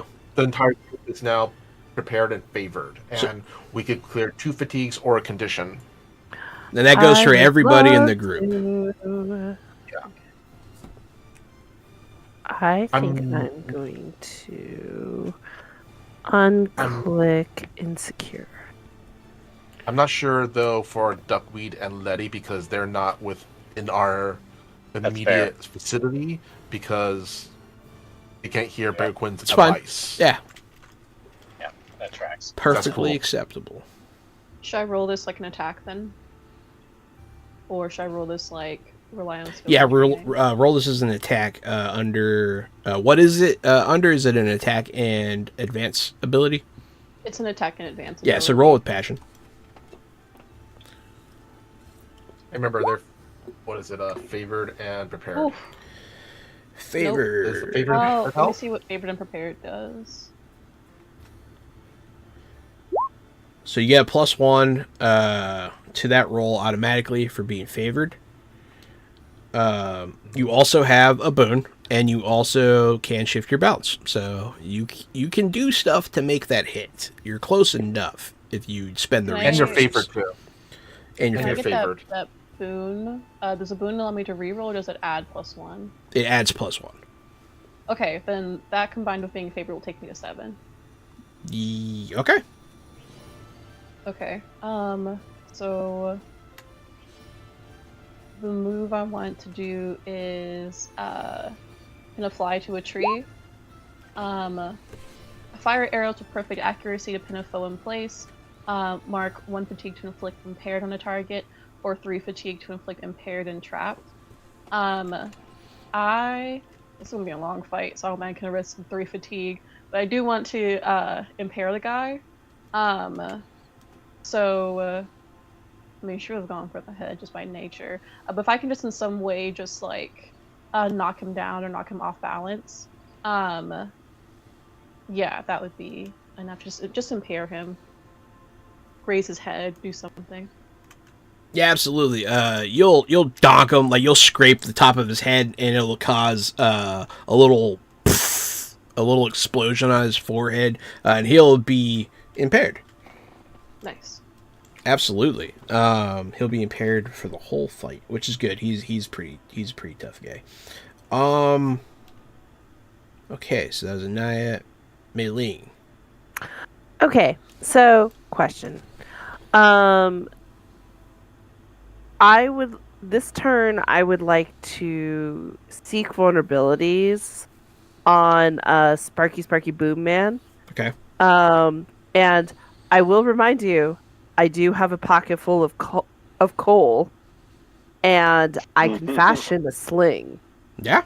You can David and Goliath this shit if you want to. What is that? That's an evade and observe ability? Yeah, that's an evade and observe. So I'm examining the foe for weak points. So the next time I inflict a condition, I can shift their balance, or, I can shift their balance. Absolutely.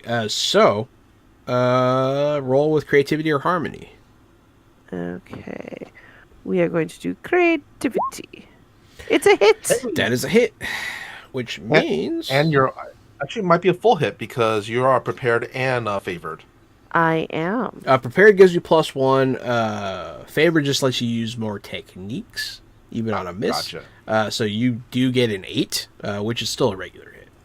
Yeah, and I'm not going to use my boon yet because I have a feeling it might come in handy later. It might indeed. So go ahead. You get to use that ability on Sparky Boom Man. Yeah, so... So basically that's just my turn to kind of like figure out, I gotta hit his little thing there. Yeah, you realize that their focal point is their weakness typically. Yeah. And so I will be preparing a slingshot, or I'll tell Souza to be like, fire an arrow right there. Excellent. After this, all hell breaks loose. They break formation. The Rhino Riders start coming for you guys. And we're going to dive into regular combat. So we're going to do the whole picking what we're doing and all that stuff. Go ahead, Mr. Capel. Actually, before we do, I decided I am going to use that extra thing to get the full hit. I'm going to take a fatigue and use, once again, that's becoming my favorite ability, at least this session, ground shift. Okay. Where all affected foes in that area becomes impaired for exchange, and if they're already impaired, they are stunned. So I think you can choose either the guards or the Rhino Rider area. What group is the one that Souza already impaired? That is the guards of the combustion benders. Yeah, they're on foot. Yeah, you can do that to them. I'm gonna do that to them, and the one specifically that Souza impaired is now stunned. Okay, and the rest of them are impaired. Yes. Okay. Excellent. So, you guys are spared a attack from Sparky Boom Man this round. Video's coming back soon. Yeah, there it is. It's okay. I continue to explain that you guys are spared a Sparky Boom Man attack this round because of this. So that's good. Yeah, and then we're gonna go ahead and jump into regular combat. So the combat involves this pillar of troops on foot that are escorting the prisoners, including the combustion bender that shot at you. And then there are the 4 rhinos pulling the large weapon of whatever origin it is. You don't really know at this point. And then there are 5 mounted combatants that you guys recognize. The one at the head of the column is the one that struck down the airbender with a bolt of lightning.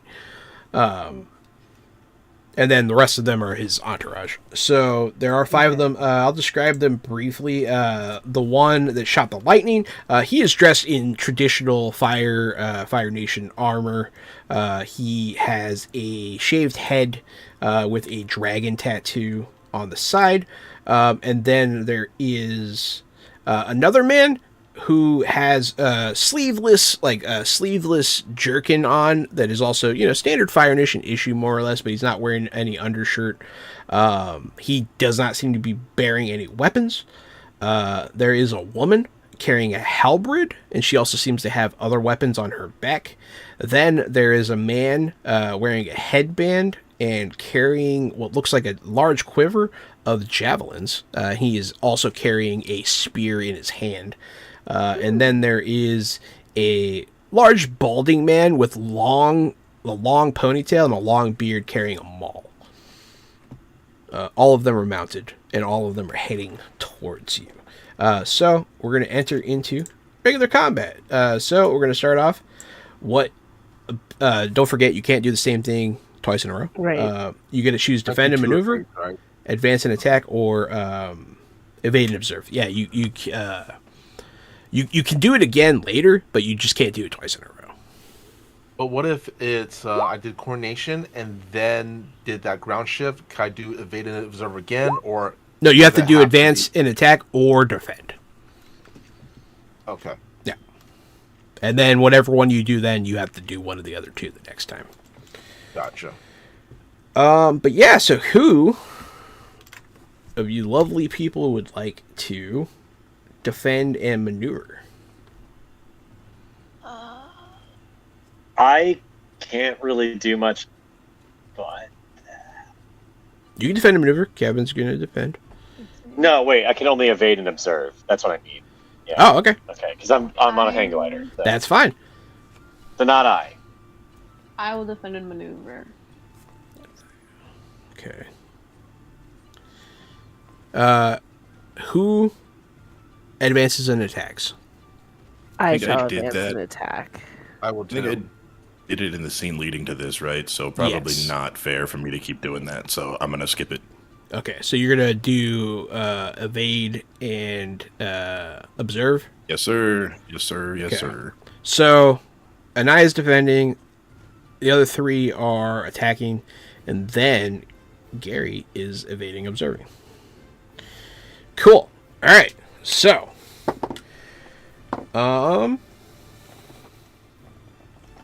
the first thing that happens is defend. So, defend and maneuver. Anaya, what are you doing? Sorry, I'm making sure that's what I want to do. Could I actually evade and... No, I'm gonna protect my friends.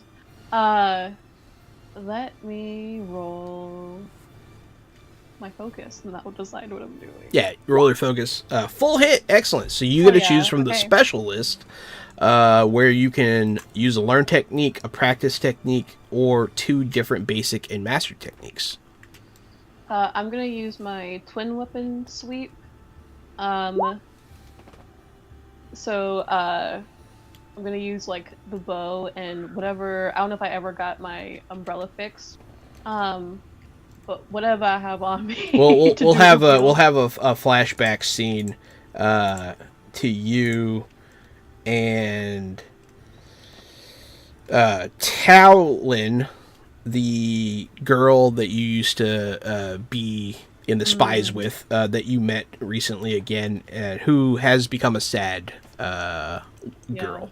But she will say, "It's good to see you again. I thought that this might help you," and she'll give you the umbrella. Hell yeah. She'll fix your umbrella. But I'm gonna use that to do a twin weapon sweep. Mark 1 fatigue and hold 3 flurry. Spend flurry 1-1 to reduce fatigue inflicted upon you or to avoid an inflicted condition. If I have any flurry left at the end of this exchange, I can spend each flurry to inflict 2 fatigue on a foe engaged with Oh, me. that's badass. Yeah. Okay, so you mark a fatigue, and now you have 3 flurry. Awesome. So essentially, Then I you're standing have- there with your 2 weapons, ready to fuck shit up, which is pretty cool. Hell yeah. That was a mastered technique, and then I have either get to another mastered or I get another basic if I get a full hit. Yeah, you can also do a basic or another mastered defend attack if you want to, Okay. or defend maneuver. Sorry. I would like. Let's see. What's each time focus fatigue? Shift 1. Position.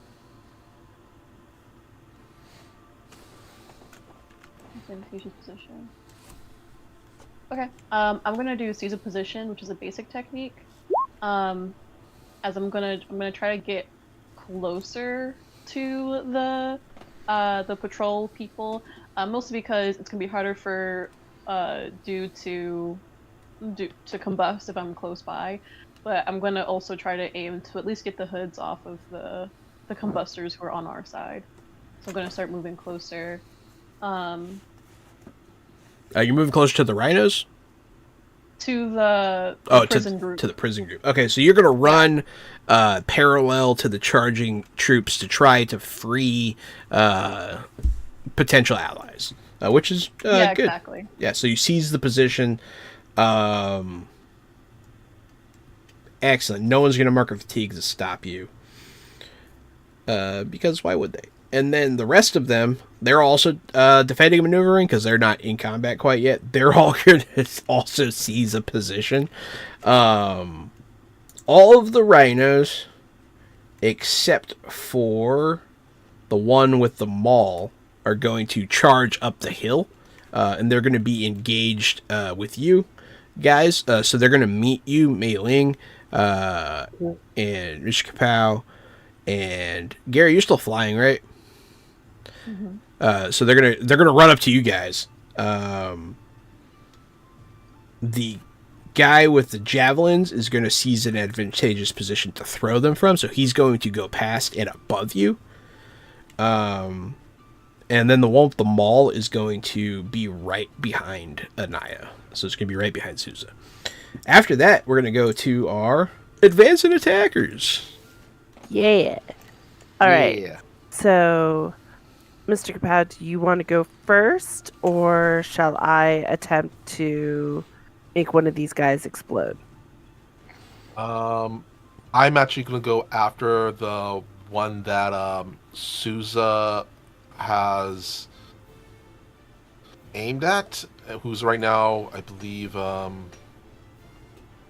impaired, right? The one that's stunned? Yeah, the combustion bender. That one is past the rhino. The rhinos run up into your face. The combustion bender is like towards the cart currently. Okay. Well, I was planning on using this time advanced attack with rock column to inflict impaired on that combustion bender, who, since they're already impaired, they're now trapped. They are already all... Oh, no, they're not trapped yet. They're stunned. Yeah, okay. Go ahead and roll with passion. Passion? Right. That's a hit. Hit? So... You got to use a basic or master technique. Is that a basic or a master technique? It's a master technique. Then you can absolutely do it. They are now trapped in addition to being impaired and stunned. So they have 3 of the 4 major negative statuses, which is bad. So, what does this look like when it happens? I'm gonna say Bear Quinn kind of makes kind of a Tai Chi like stance, and which is very strange for an Earthbender to do. Yeah. But then using his hands, kind of does a kind of a instead of a circle, he does and then as soon as he does this again, squeeze down. The kind of a block of earth jumps from next to the combustion bender and kind of just on top of them. Oh! So they're not trapped under a block of earth. I'm trapped. Excellent. Mei Ling. All right, so I am going to take a strip of cloth that I fashioned into kind of a makeshift sling and place one of my pieces of coal, and I'm going to attempt to... So one guy is like prone on the ground. He's prone, he's trapped, and he's stunned, yeah. He's done. Great. He's done. So he's not moving. No, he's so down. That should be an easy target for me. Yeah. To hit him in the head. So I'm gonna try and strike. Oop. Sorry. I roll with passion. Roll with passion, yeah.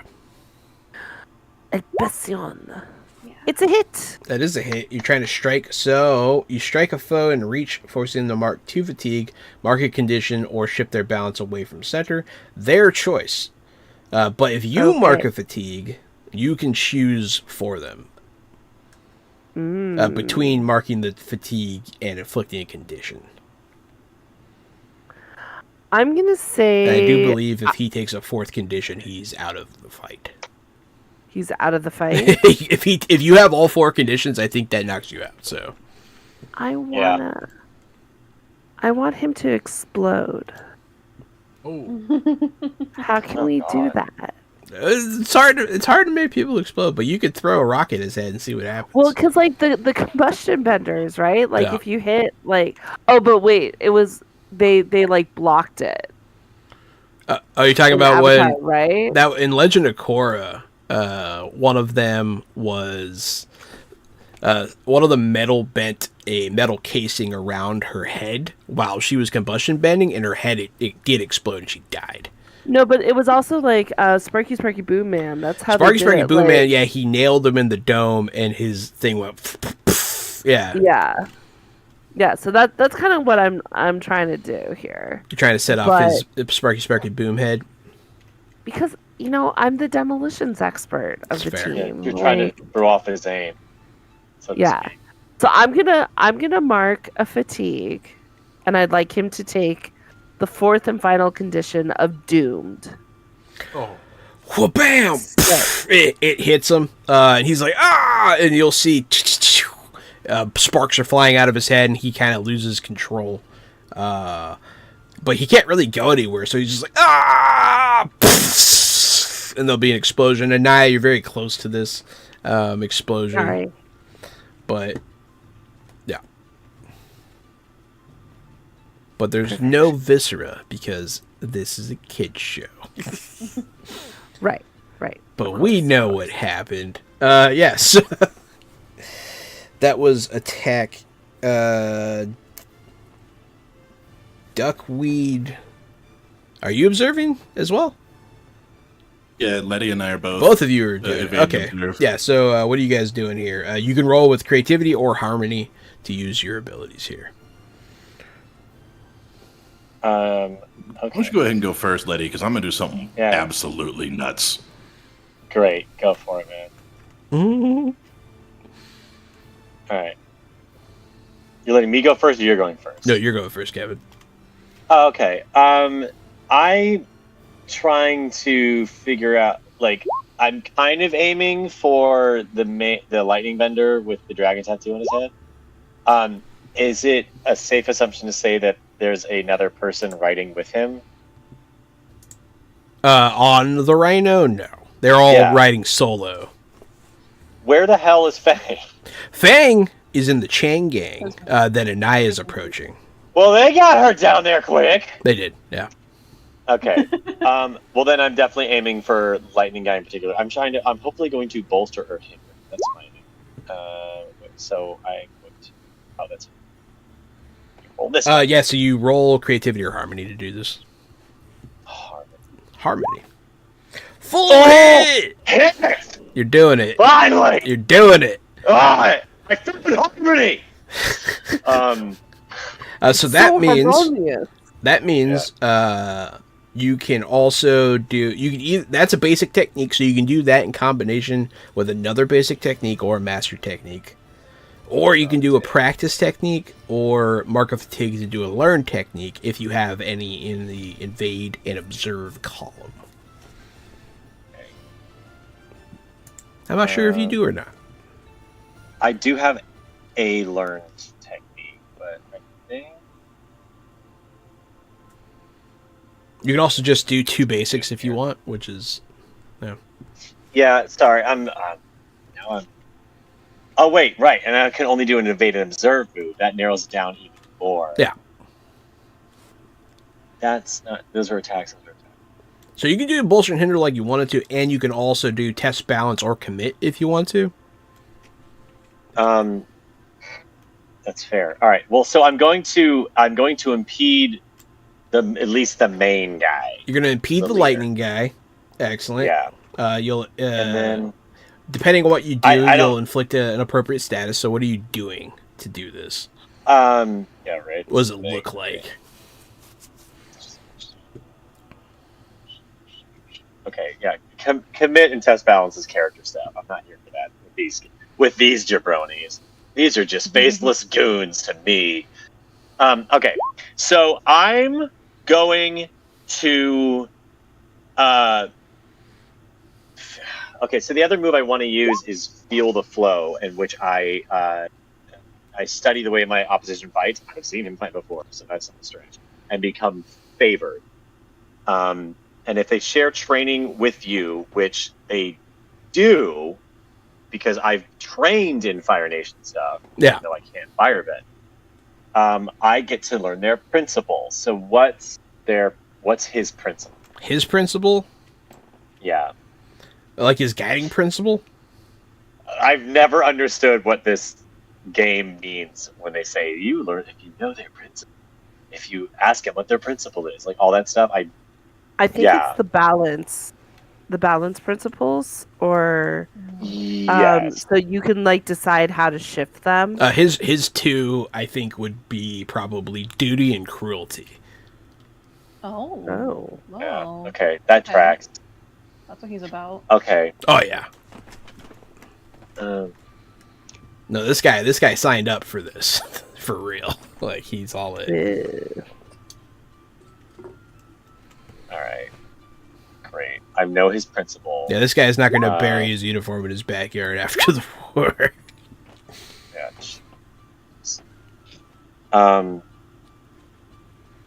Great. So that was my feel and flow, and I'm favored now. So I'm going to mark that before we get to do it.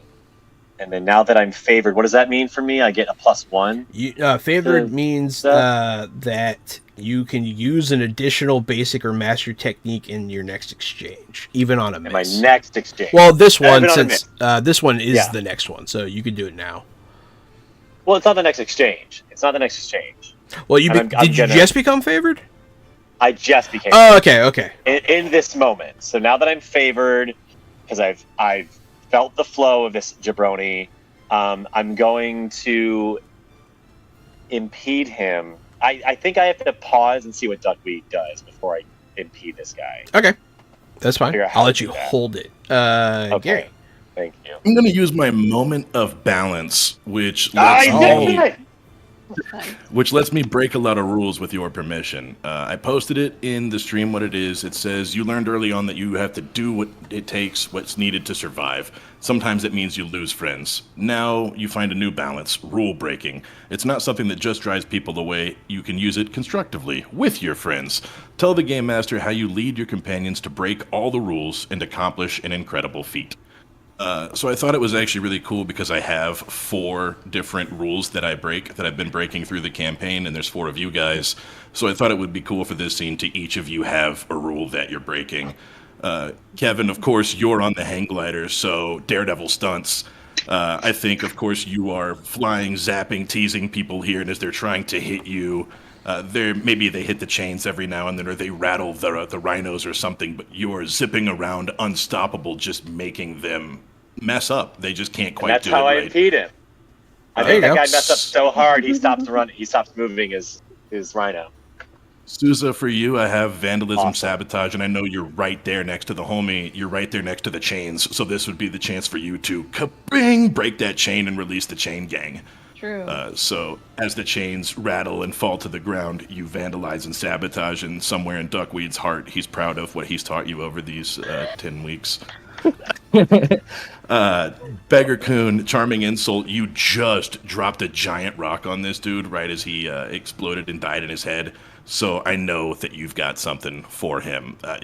He's hard-headed or something like that. Some rock pun. Something to put this boss in his place with a fucking shine, a smile, and a wink that only Beggar Coon could do. And finally, Mei Ling, trespassing I have for you. And it applies in a situation where basically we are trespassing here, right? I think this is a fight. I think this is something where you're standing behind enemy lines. They're having to charge rhinos through their own guys to try to figure out where you're at. You're behind the line. You're in position. You're an engineer. You're smart, and you've got them on their toes. Unfortunately for you guys, when this is happening, there's seawater swirling around me. I have the mask on, and then there becomes this blood sort of pool that starts to swirl around. And then just like the Swamp Guardian, this huge creature of vines instead is the mask, and it's this huge creature of sea, water, and blood, as I'm just kind of burbling over the top watching you guys do what needs to be done. Excellent. That's a good moment of balance. So all of you can individually describe. Well, with Anaya, you broke the chains. Like you don't have to roll for that. It happens. And then Letty, you impede instead of just him. You impede the Rhino Riders because it gives you a bit of a boost. Mei Ling, you are in an advantageous position, and on your next turn, you could do with that what you will. Mr. Kapow, you get to say a good quip, and this can be your chance to fuel the party. With, I guess. With your permission, he could probably take empowered or favored or something. Yeah, something like that. Yeah, I think empowered. You become empowered, Mr. Kapow. Okay. What does empowered do again? Your abilities are naturally stronger in this moment. Clear 1 fatigue at the end of each exchange. So after every... Yeah. Nice. Duckweed's also empowered because of the full moon, but also certain abilities can only be done when you're empowered, like bloodbending. And it's a hard thing to become. So, yeah, that's a pretty good moment of balance right there. After all of that, the turn starts over. This is the next exchange.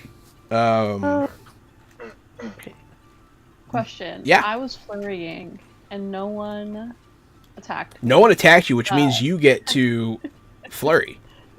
Just flurry. One of the guys approached me. One of the Rhino Riders came right up on you. There are also a couple other soldiers around, but he's definitely the biggest threat. I freed those people, so I'm like, they got this. And she kind of low-key loves going for the biggest mofo around. So she's gonna kind of just whip around suddenly after breaking these chains. Probably in the shadow of Duckweed on this full moon, and she's like, he's doing something behind me. I don't know what. Fair. it's you all can him. Smell blood. Yeah, but I smell blood and seawater, and and I see this looming monster shadow. I'm like, good for him. Good for him. It's having so much fun today. I love this for you. Yeah. I love this for him. I hate it, but I must love it. And I'll turn around and just with my sword and my parasol, go to town on this guy, and I mark 2 fatigue for every flurry that I have left. Yep. That's 6, right? That's 6 altogether? Yeah. You may spend each flurry to inflict 2 fatigue on a foe engaged with you. Holy crap. 6 fatigue is a lot. So you run up, and this guy swings his mace at you, and you pull him off of the rhino with your umbrella hook, and you just beat him in the face with your bow, and he's unconscious at this point. I'm gonna kick him off of the rhino, and take the reins. You're gonna take the reins of the rhino. Excellent. Yeah, I just embarrassed this guy. Who's defending and maneuvering? Who's advancing, attacking, and who is evading and observing? Attacking. I'm gonna defend and maneuver. I'm going to evade and observe. I will attack. I will also attack. Attack. Defend, evade, and maneuver. Gotcha. Mei Ling. Okay, so I would like to... Okay, so we're kind of up on the ridge, and You're a bit on the ridge, yeah. You're higher up than other people. Okay. So what I would like to do is to... Oh. Can I ready the area? Yes. So I would like to plant some charges.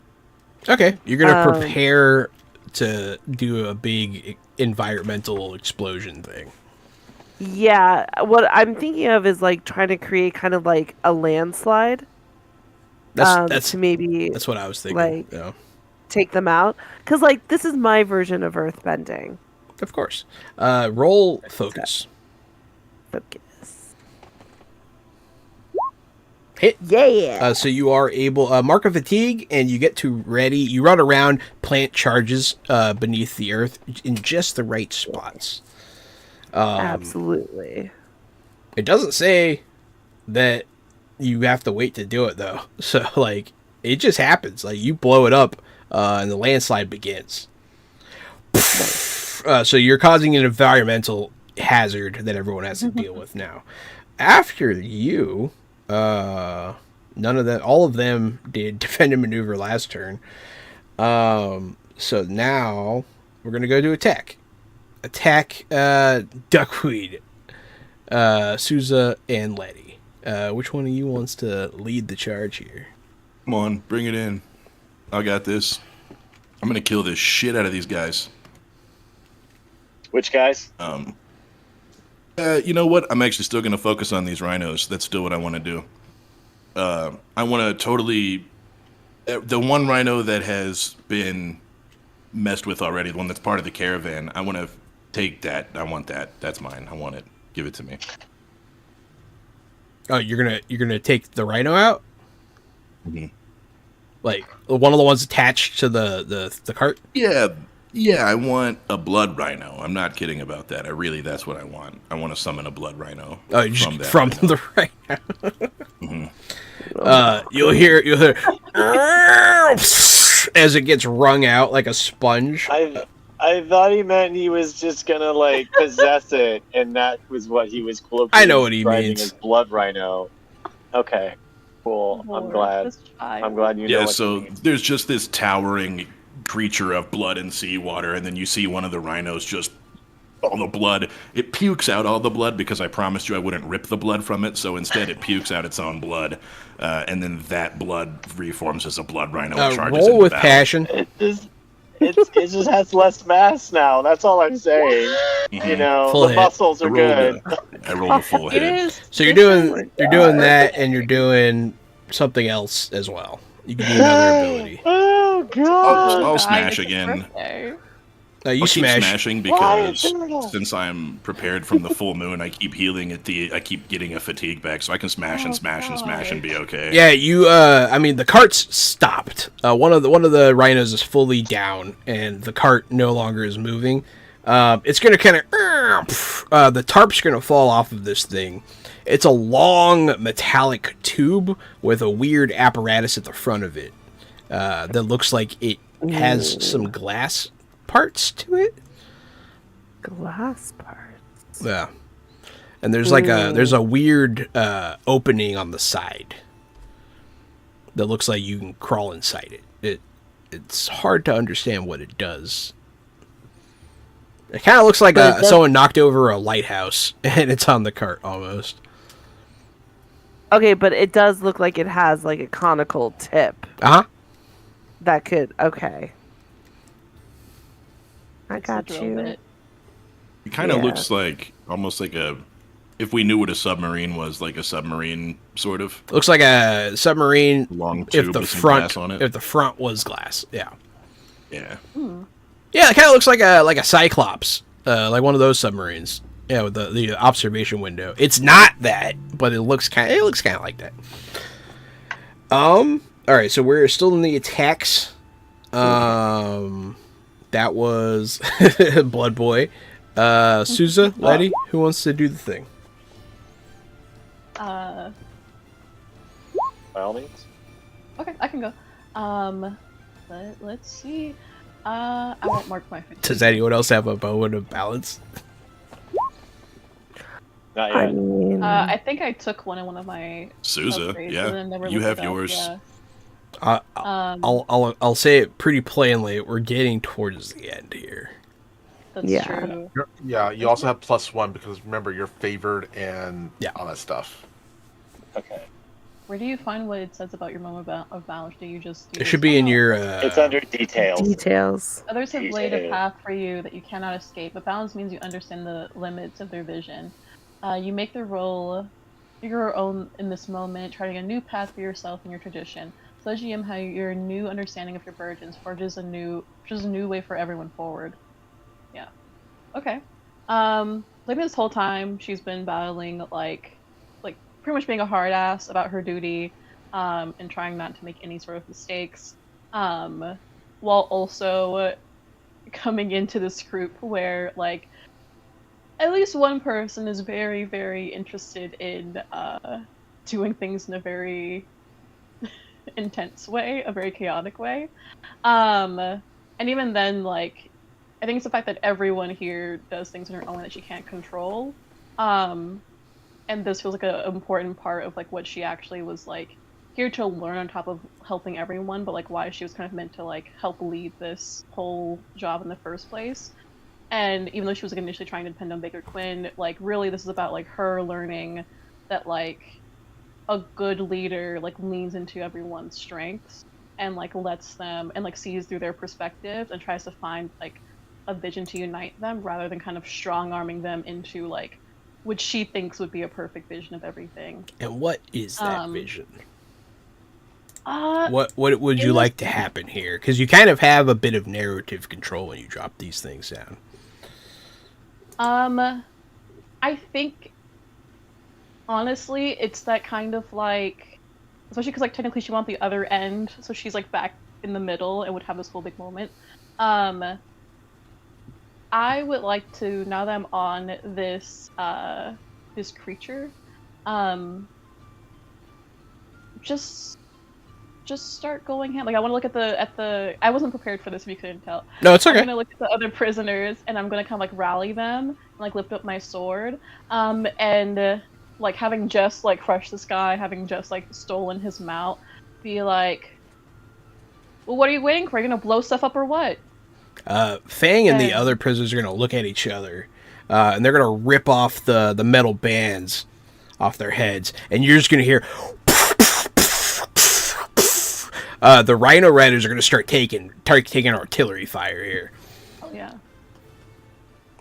And just then, you're going to hear over the hill, charge! And you'll see Lee and some of the other rebels, and some people you don't recognize, charging down the hill. Because, Laddie, you did set them up to show up. They're going to start running down the hill to help you fight. Letty. Who's running down the hill to help fight? Rebels. The rebels that you told Lee to gather in the camp. Yeah, oh, they showed up. Oh yeah. My god. Oh, this is awesome. Yay, yeah, they're all here. Good job, kids. You guys set it all up, yeah. Yes. Oh, that's really exciting. Okay, alright, so for my attack, you said I was favored. Well, I am favored, but you said that meant that I got like an automatic hit or something this next go? Yeah, you get an extra technique even if you miss. Okay, great. So I'm going to and I get a hit, so I get 3 techniques now? You get 2. Because you only get the 2 if you roll a 10 or higher. But so you get 2. Oh, okay, so I get 2. Great. Alright, well so then my first one that I'm gonna do is with these 5 rhinos that I've impeded, I'm gonna do a spiral flare kick, and I can do that to a group. So with the help of my glider, I'm doing the twisty, spinny Fire Nation kick that they all seen, but I'm doing it 3 Stooges style across every single one of their faces. Jadoukin. Yeah. Yeah. Yeah. So that means that as a group, they take 4 fatigue or 2 conditions, their choice. Jeez. So I'll let you sort that out. Like each one of them is going to take that? I don't think each one takes it. I think as a group you divide up. Okay. They'll all take fatigue in this. You know what? I'm going to make them take 2 each because of the rock slide that Mei Ling caused. It made your attack that much more effective. They lost their footing a bit here. That's all the attackers. Observe and evade, Mr. Kapow. Oh, wait, yeah, you say, hold on, I get another move. You get another move. You get another move, that's right. Yeah. So when you say they all lose they're on mounts, so how do they lose their footing on mounts? The rhinos are sliding down the hill. Oh, okay. But they're all... Okay, they all took wallops in the face. Yeah, they all got beat up mounted. Pretty good. Yeah. Yeah. It was a pretty impressive display of airbending, yeah. Thank you. Now, okay, well, sorry.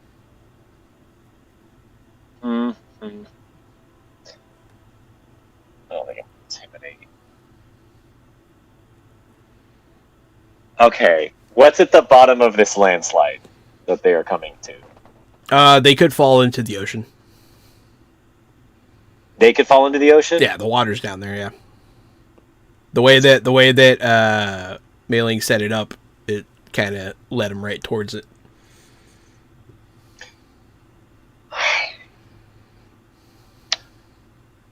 Okay.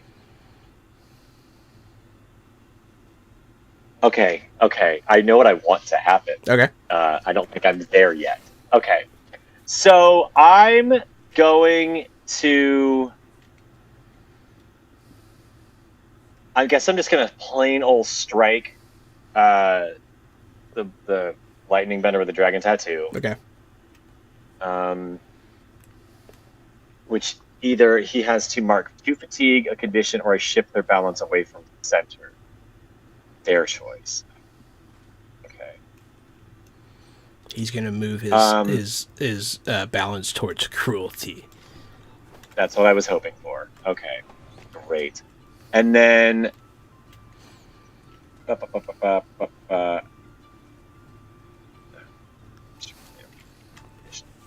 okay, I'm gonna leave it at that. I'll see him next round. Absolutely. That's all the attacks. So the lightning bender. Evade and the attackers go before all the invaders and observers. So since they're attacking, they go now. So the lightning bender. Letty. No. You're gonna get struck by lightning here, buddy. And it's gonna hurt pretty bad. It's gonna hurt, and you're gonna like it.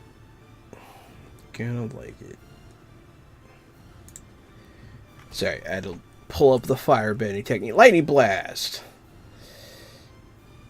Hit him with a lightning blast. Hopefully, it's not super effective. Right. Yeah, we'll see. I'm also looking at what I'm going to try to aim for next move, and I'm like, okay, so I get to hopefully I can shift myself right back. No problem. He's going to blast you for... you attack him, you kick him in the face, you knock him down the hill, and as he's falling down, he's giving it one last go, because he does take fatigue here for doing this to you as well. He's going to deal 4 fatigues worth of damage to you. Ooh.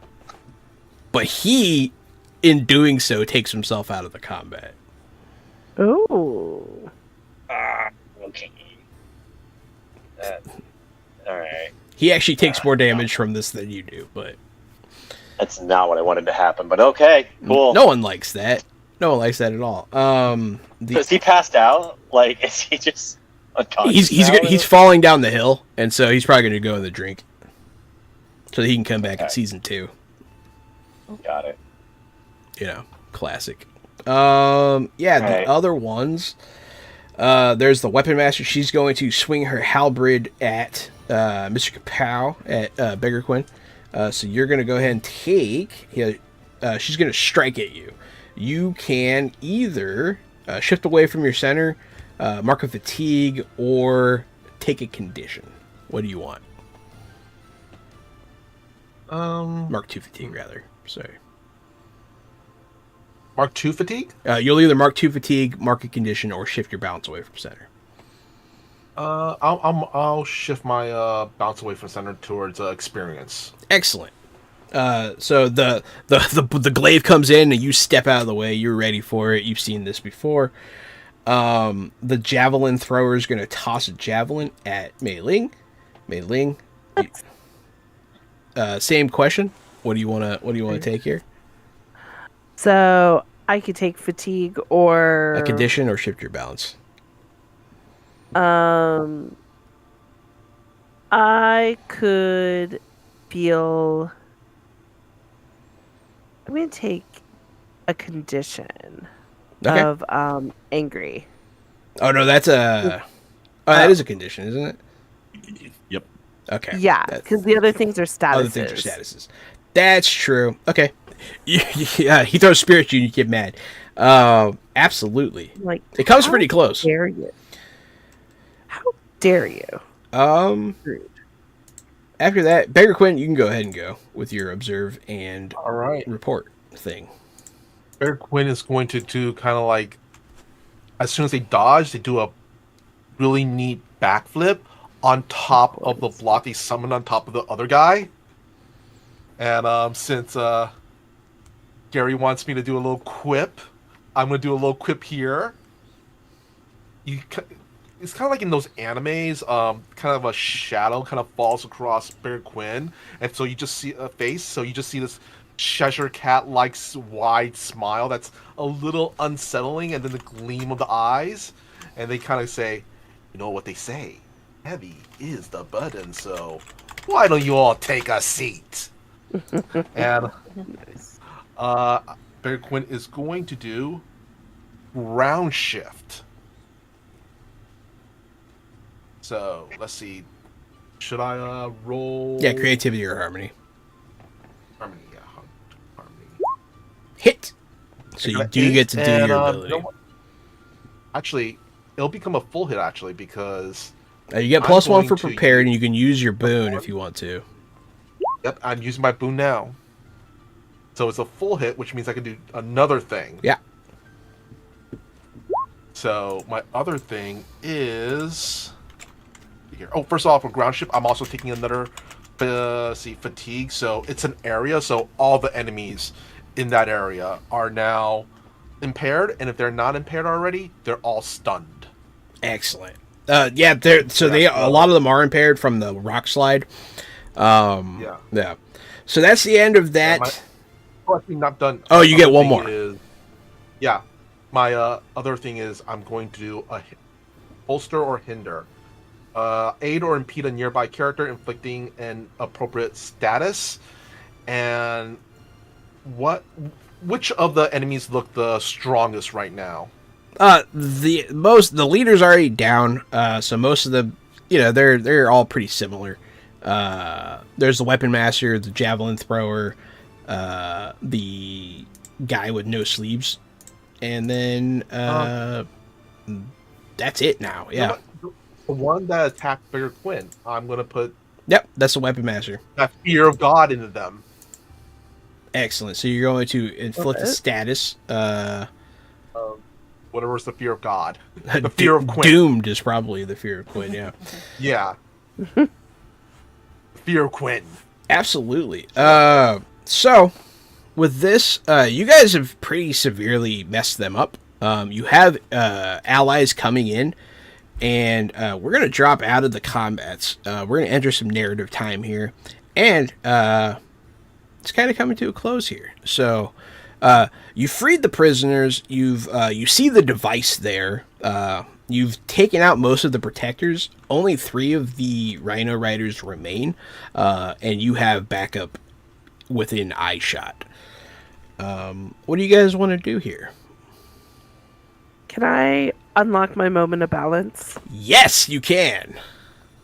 So, since the combustion benders who are on our side have since removed their headbands, I want to kind of fashion like a little megaphone sort of thing. And I'm going to give like an inspiring speech upon the hill where I essentially am talking about how, we let our nation turn us against innocent people. And now is where we can take our stand to pay back for all the bad things we have done. Please focus your fire on that device and destroy it. And so, I want them basically to just kind of like all try to combust the machine on the device. And, it's like, this is kind of our like giant FU to our nation. And we are not Fire Nation, but we are of this world and of these people. And we cannot let this we cannot let this stand, basically. With that moment of balance, absolutely, they will turn. They'll look at each other, and they'll just boom, boom, boom, and there'll be a large explosion. After the smoke clears, the enemy here is pretty thoroughly vanquished. You guys messed them up really hard. It was pretty funny. I threw as much as I could at you guys. And it looks like you destroyed the weapon, freed the prisoners, and started a rebellion in the city of... I always forget the name. Udao. Yeah. Maybe it will be the bastion of hope in this long, long war. Because the war is far from over. But... I would like, since I didn't use my moment of balance, so I'm using it to interrupt you. That's fine. Good. So, amidst all of this, Letty pulls himself out of whatever sandy pit he landed in with his possibly charred and broken fire glider, and goes. So now he's like back with the group. He's not above them anymore. And he goes to find Fang after all the explosions. She's there. Yeah, he goes to find Fang, and he goes up to her and says, like, hey, are you okay? As well as could be expected, I guess. She's brushing herself off. She looks a little worse for wear. She definitely took some hits from the explosion, but yeah.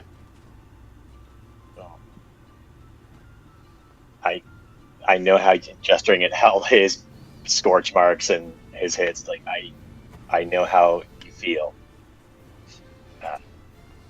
but it's good that you're here because we got to stick together. No, she'll nod at that. And that's Letty knowing that one heritage cannot exist without the other, especially within himself. Yeah.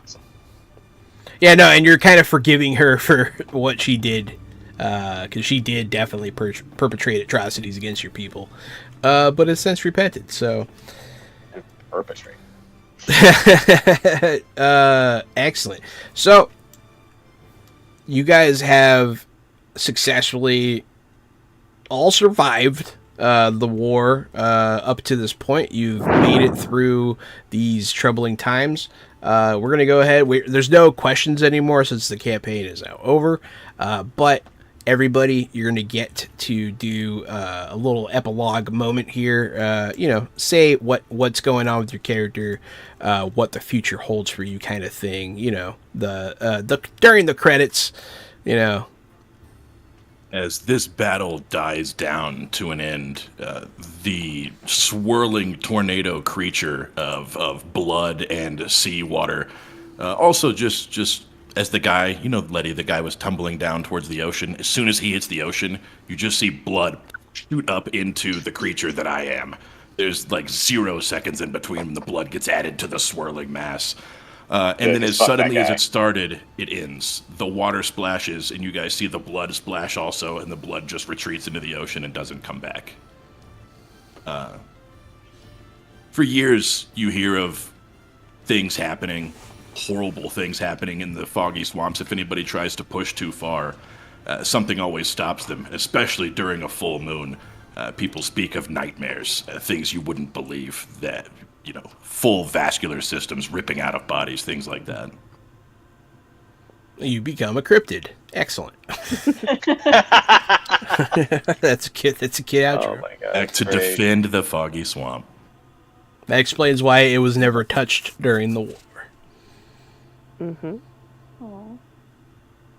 I think Sousa winds up.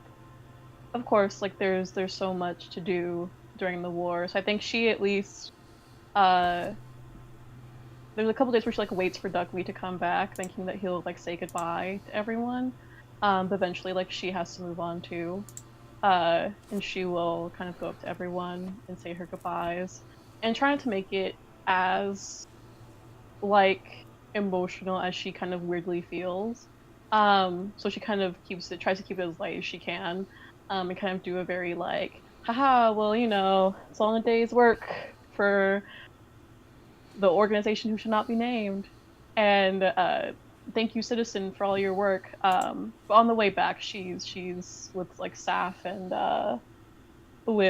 Saf and Lee. She's like noticeably a little bit sad, a little down, and she will kind of return to the organization and continue to like do what she can. And I think that she makes it into, I want to say, like her late 50s, which that in itself feels like a surprise to her. And even though she like doesn't entirely drop being a hard ass, I think especially as she's like helping like younger recruits or stuff like that, she pulls a few like Baker Quinn antics and can be surprisingly a bit more like jokey. Like things just become funnier as she gets older, and it's a bit of a relief. Like she still sees a lot of the importance in things, but I think she kind of lets up and is like both relieved and surprised to see the ways in which she kind of cares less about like doing everything perfectly so long as the results and everyone is like taken care of. And she dies doing what she always wanted to do, which is like being on the battlefield, protecting those especially that she sees hope in. And I think she at one point will leave a very something very like trickstery jokey, like maybe a little explosive or some kind of like dynamite in the swamp one day. Just leave it there. In hopes that I was going to say, if anyone comes looking for duckweed at some point in your long life, you'll probably find him, if you're looking for him. If you come to the swamps looking. She won't seek him out, but she'll leave like something very silly for him. Appreciate that. Letty, after living the vast majority of his life as an airbender practicing firebending techniques in order to remain hidden amongst firebenders, he's learned how the firebending way to control his breath. He's learned the firebending way to elevate and swirl his kicks. Still could accomplish these feats with airbending.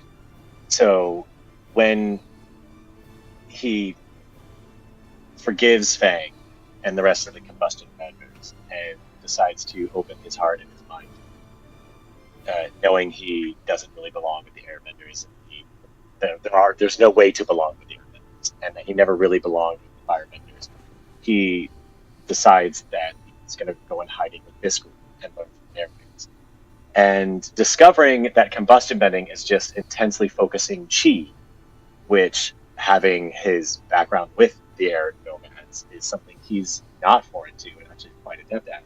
Learns a new way to airbend by focusing his chi and focusing all that energy into a single point, and becomes known as Implosion Man. Excellent. He developed a new airbending technique. Hell yeah. Yeah. Nobody knows he's an airbender. I think Ulami, one of the first things she does is she actually burns all of her notebooks. And she has decided to never write anything down because she wants to be in complete control of any of her creations. So she continues to tinker and do all that, because I mean, like, you can take the girl out of the university, but you can't take the engineer out of the girl. So she does that, but she never writes anything down.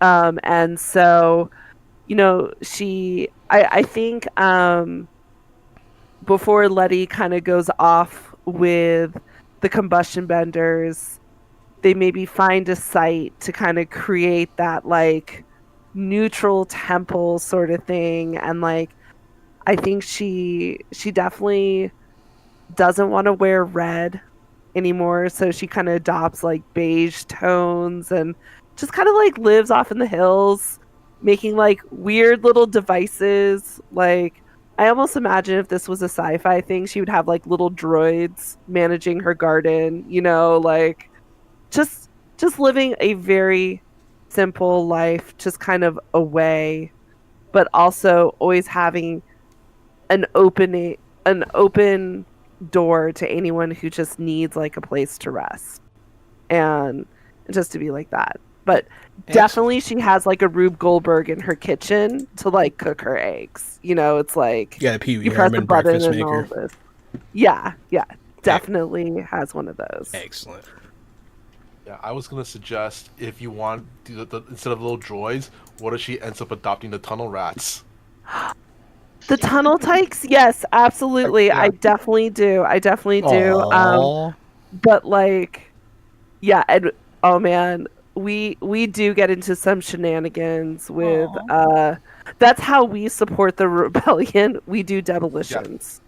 Yeah. Mm-hmm. So we're called in to do demo. That's hashtag adorbs right there. Yeah, no, that's awesome. I love it. Yeah. Beggar Quinn, take us home.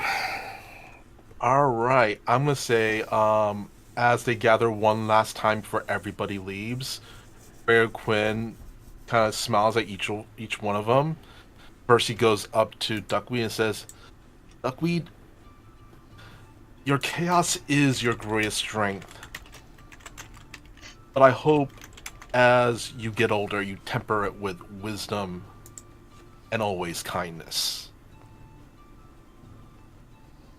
Then he goes over to Letty. Letty, unfortunately, you have a tough life ahead of you. It's going to be hard. It's not going to be easy. There's going to be a lot of hardship, but I know you'll be able to see it through. But like I said to Duckweed, always remember the kindness in your heart, because that is your greatest strength. And he kind of puts his hand over Duckweed's heart for a moment, and then kind of reaches up and ruffles his head. Then he goes over to Unami and goes, "Unami, honestly, you are one of the most cleverest person I have ever met. Honestly, you're more clever than I. And that's saying something." He kind of says that with a joking smile. "I know you'll never be able to fully forgive yourself for things that you've done in your past, but know that at least this old man forgives you." And he just goes over to Souza, looks down at her with a smile, goes, "You are going to go on and do many great and amazing things. And know that I will forever be proud of you. Just try to develop a sense of humor, because that's always going to help." Well, and he kind of, I'm going to say he has a kind of a duffel bag, kind of slings it over his shoulder. "I think this old man deserves a vacation. Got a drinking friend in Omashu. If you're ever in the area, look me up. I'll be staying at his place. His name is Boomy." And just goes off into the sunset. I'm going to say, even though anybody who's looking for him, from now, they would never be able to find him. But there are whispers, especially around if anybody gets involved with the White Lotus Society, that he's been doing stuff behind the scenes. And that concludes our Avatar Legends game. Hey man, I had fun. I hope all of you guys did too. Thank you all for playing and giving us your time. We really appreciate it. Thank you everyone for watching. Thanks for all the boons, dooms, and love and everything. It's been great. I have been the board game guru, game master extraordinaire, Jahananan. It's me, Casualty CDG, co-host of Fresh Out the Box and Fresh Out the Podcast. That's a podcast where we talk about podcast stuff, but here we talk about boxes. Thank you guys for joining our box stream. It was a lot of fun talking about boxes with you guys for 10 weeks. You guys really know your stuff about boxes. What an absolute pleasure. Hey, my name is Anaya Monet. I am a writer, game designer, nerd designer, those things. I'm also a person who goes to a lot of LARPs and events like that, and immersive events. And I'll be going to Drachenfest in 2 weeks, US, not Germany. So come visit Green Camp specifically. That's all I can say about that for now. But thank you so much for having me. It's been such a blast to play with all of you, and to be your like grumpy wet cat. Hey everybody, I'm Kevin Allen. I'm an actor who sometimes cosplays and sometimes plays board games and sometimes has web series. So if you want to see my work, check out Designing Empires if you're into Star Wars, and check out The Party if you're into tabletop role-playing games, which I imagine you are. Both are available on YouTube. They're totally free and they're totally fun, and they're like 7 to 9 episodes a piece. There was a great write-up on The Party in Pace Magazine like yesterday, and it's such a good show. Is it The Party award winning? It is award winning, yes. Yep. And I'm part of that. Yeah. So check it out. Thanks for tuning in. Thank you everyone so much for this opportunity. I am mailing Fatum, sorry. And I have just really loved being part of this. But if you want to hear more of me, I am one of the co-hosts of the Ace of Geeks podcast, where 4 friends pitch different pieces of media that they've consumed to the death to find out which one is the best one of that week. And I mean, like, no pieces of media were harmed unless, one of them was bad. Yeah, unless one of them was bad. Then we just absolutely rip it to shreds. But also we have an actual play podcast where we also do ttrpg streams.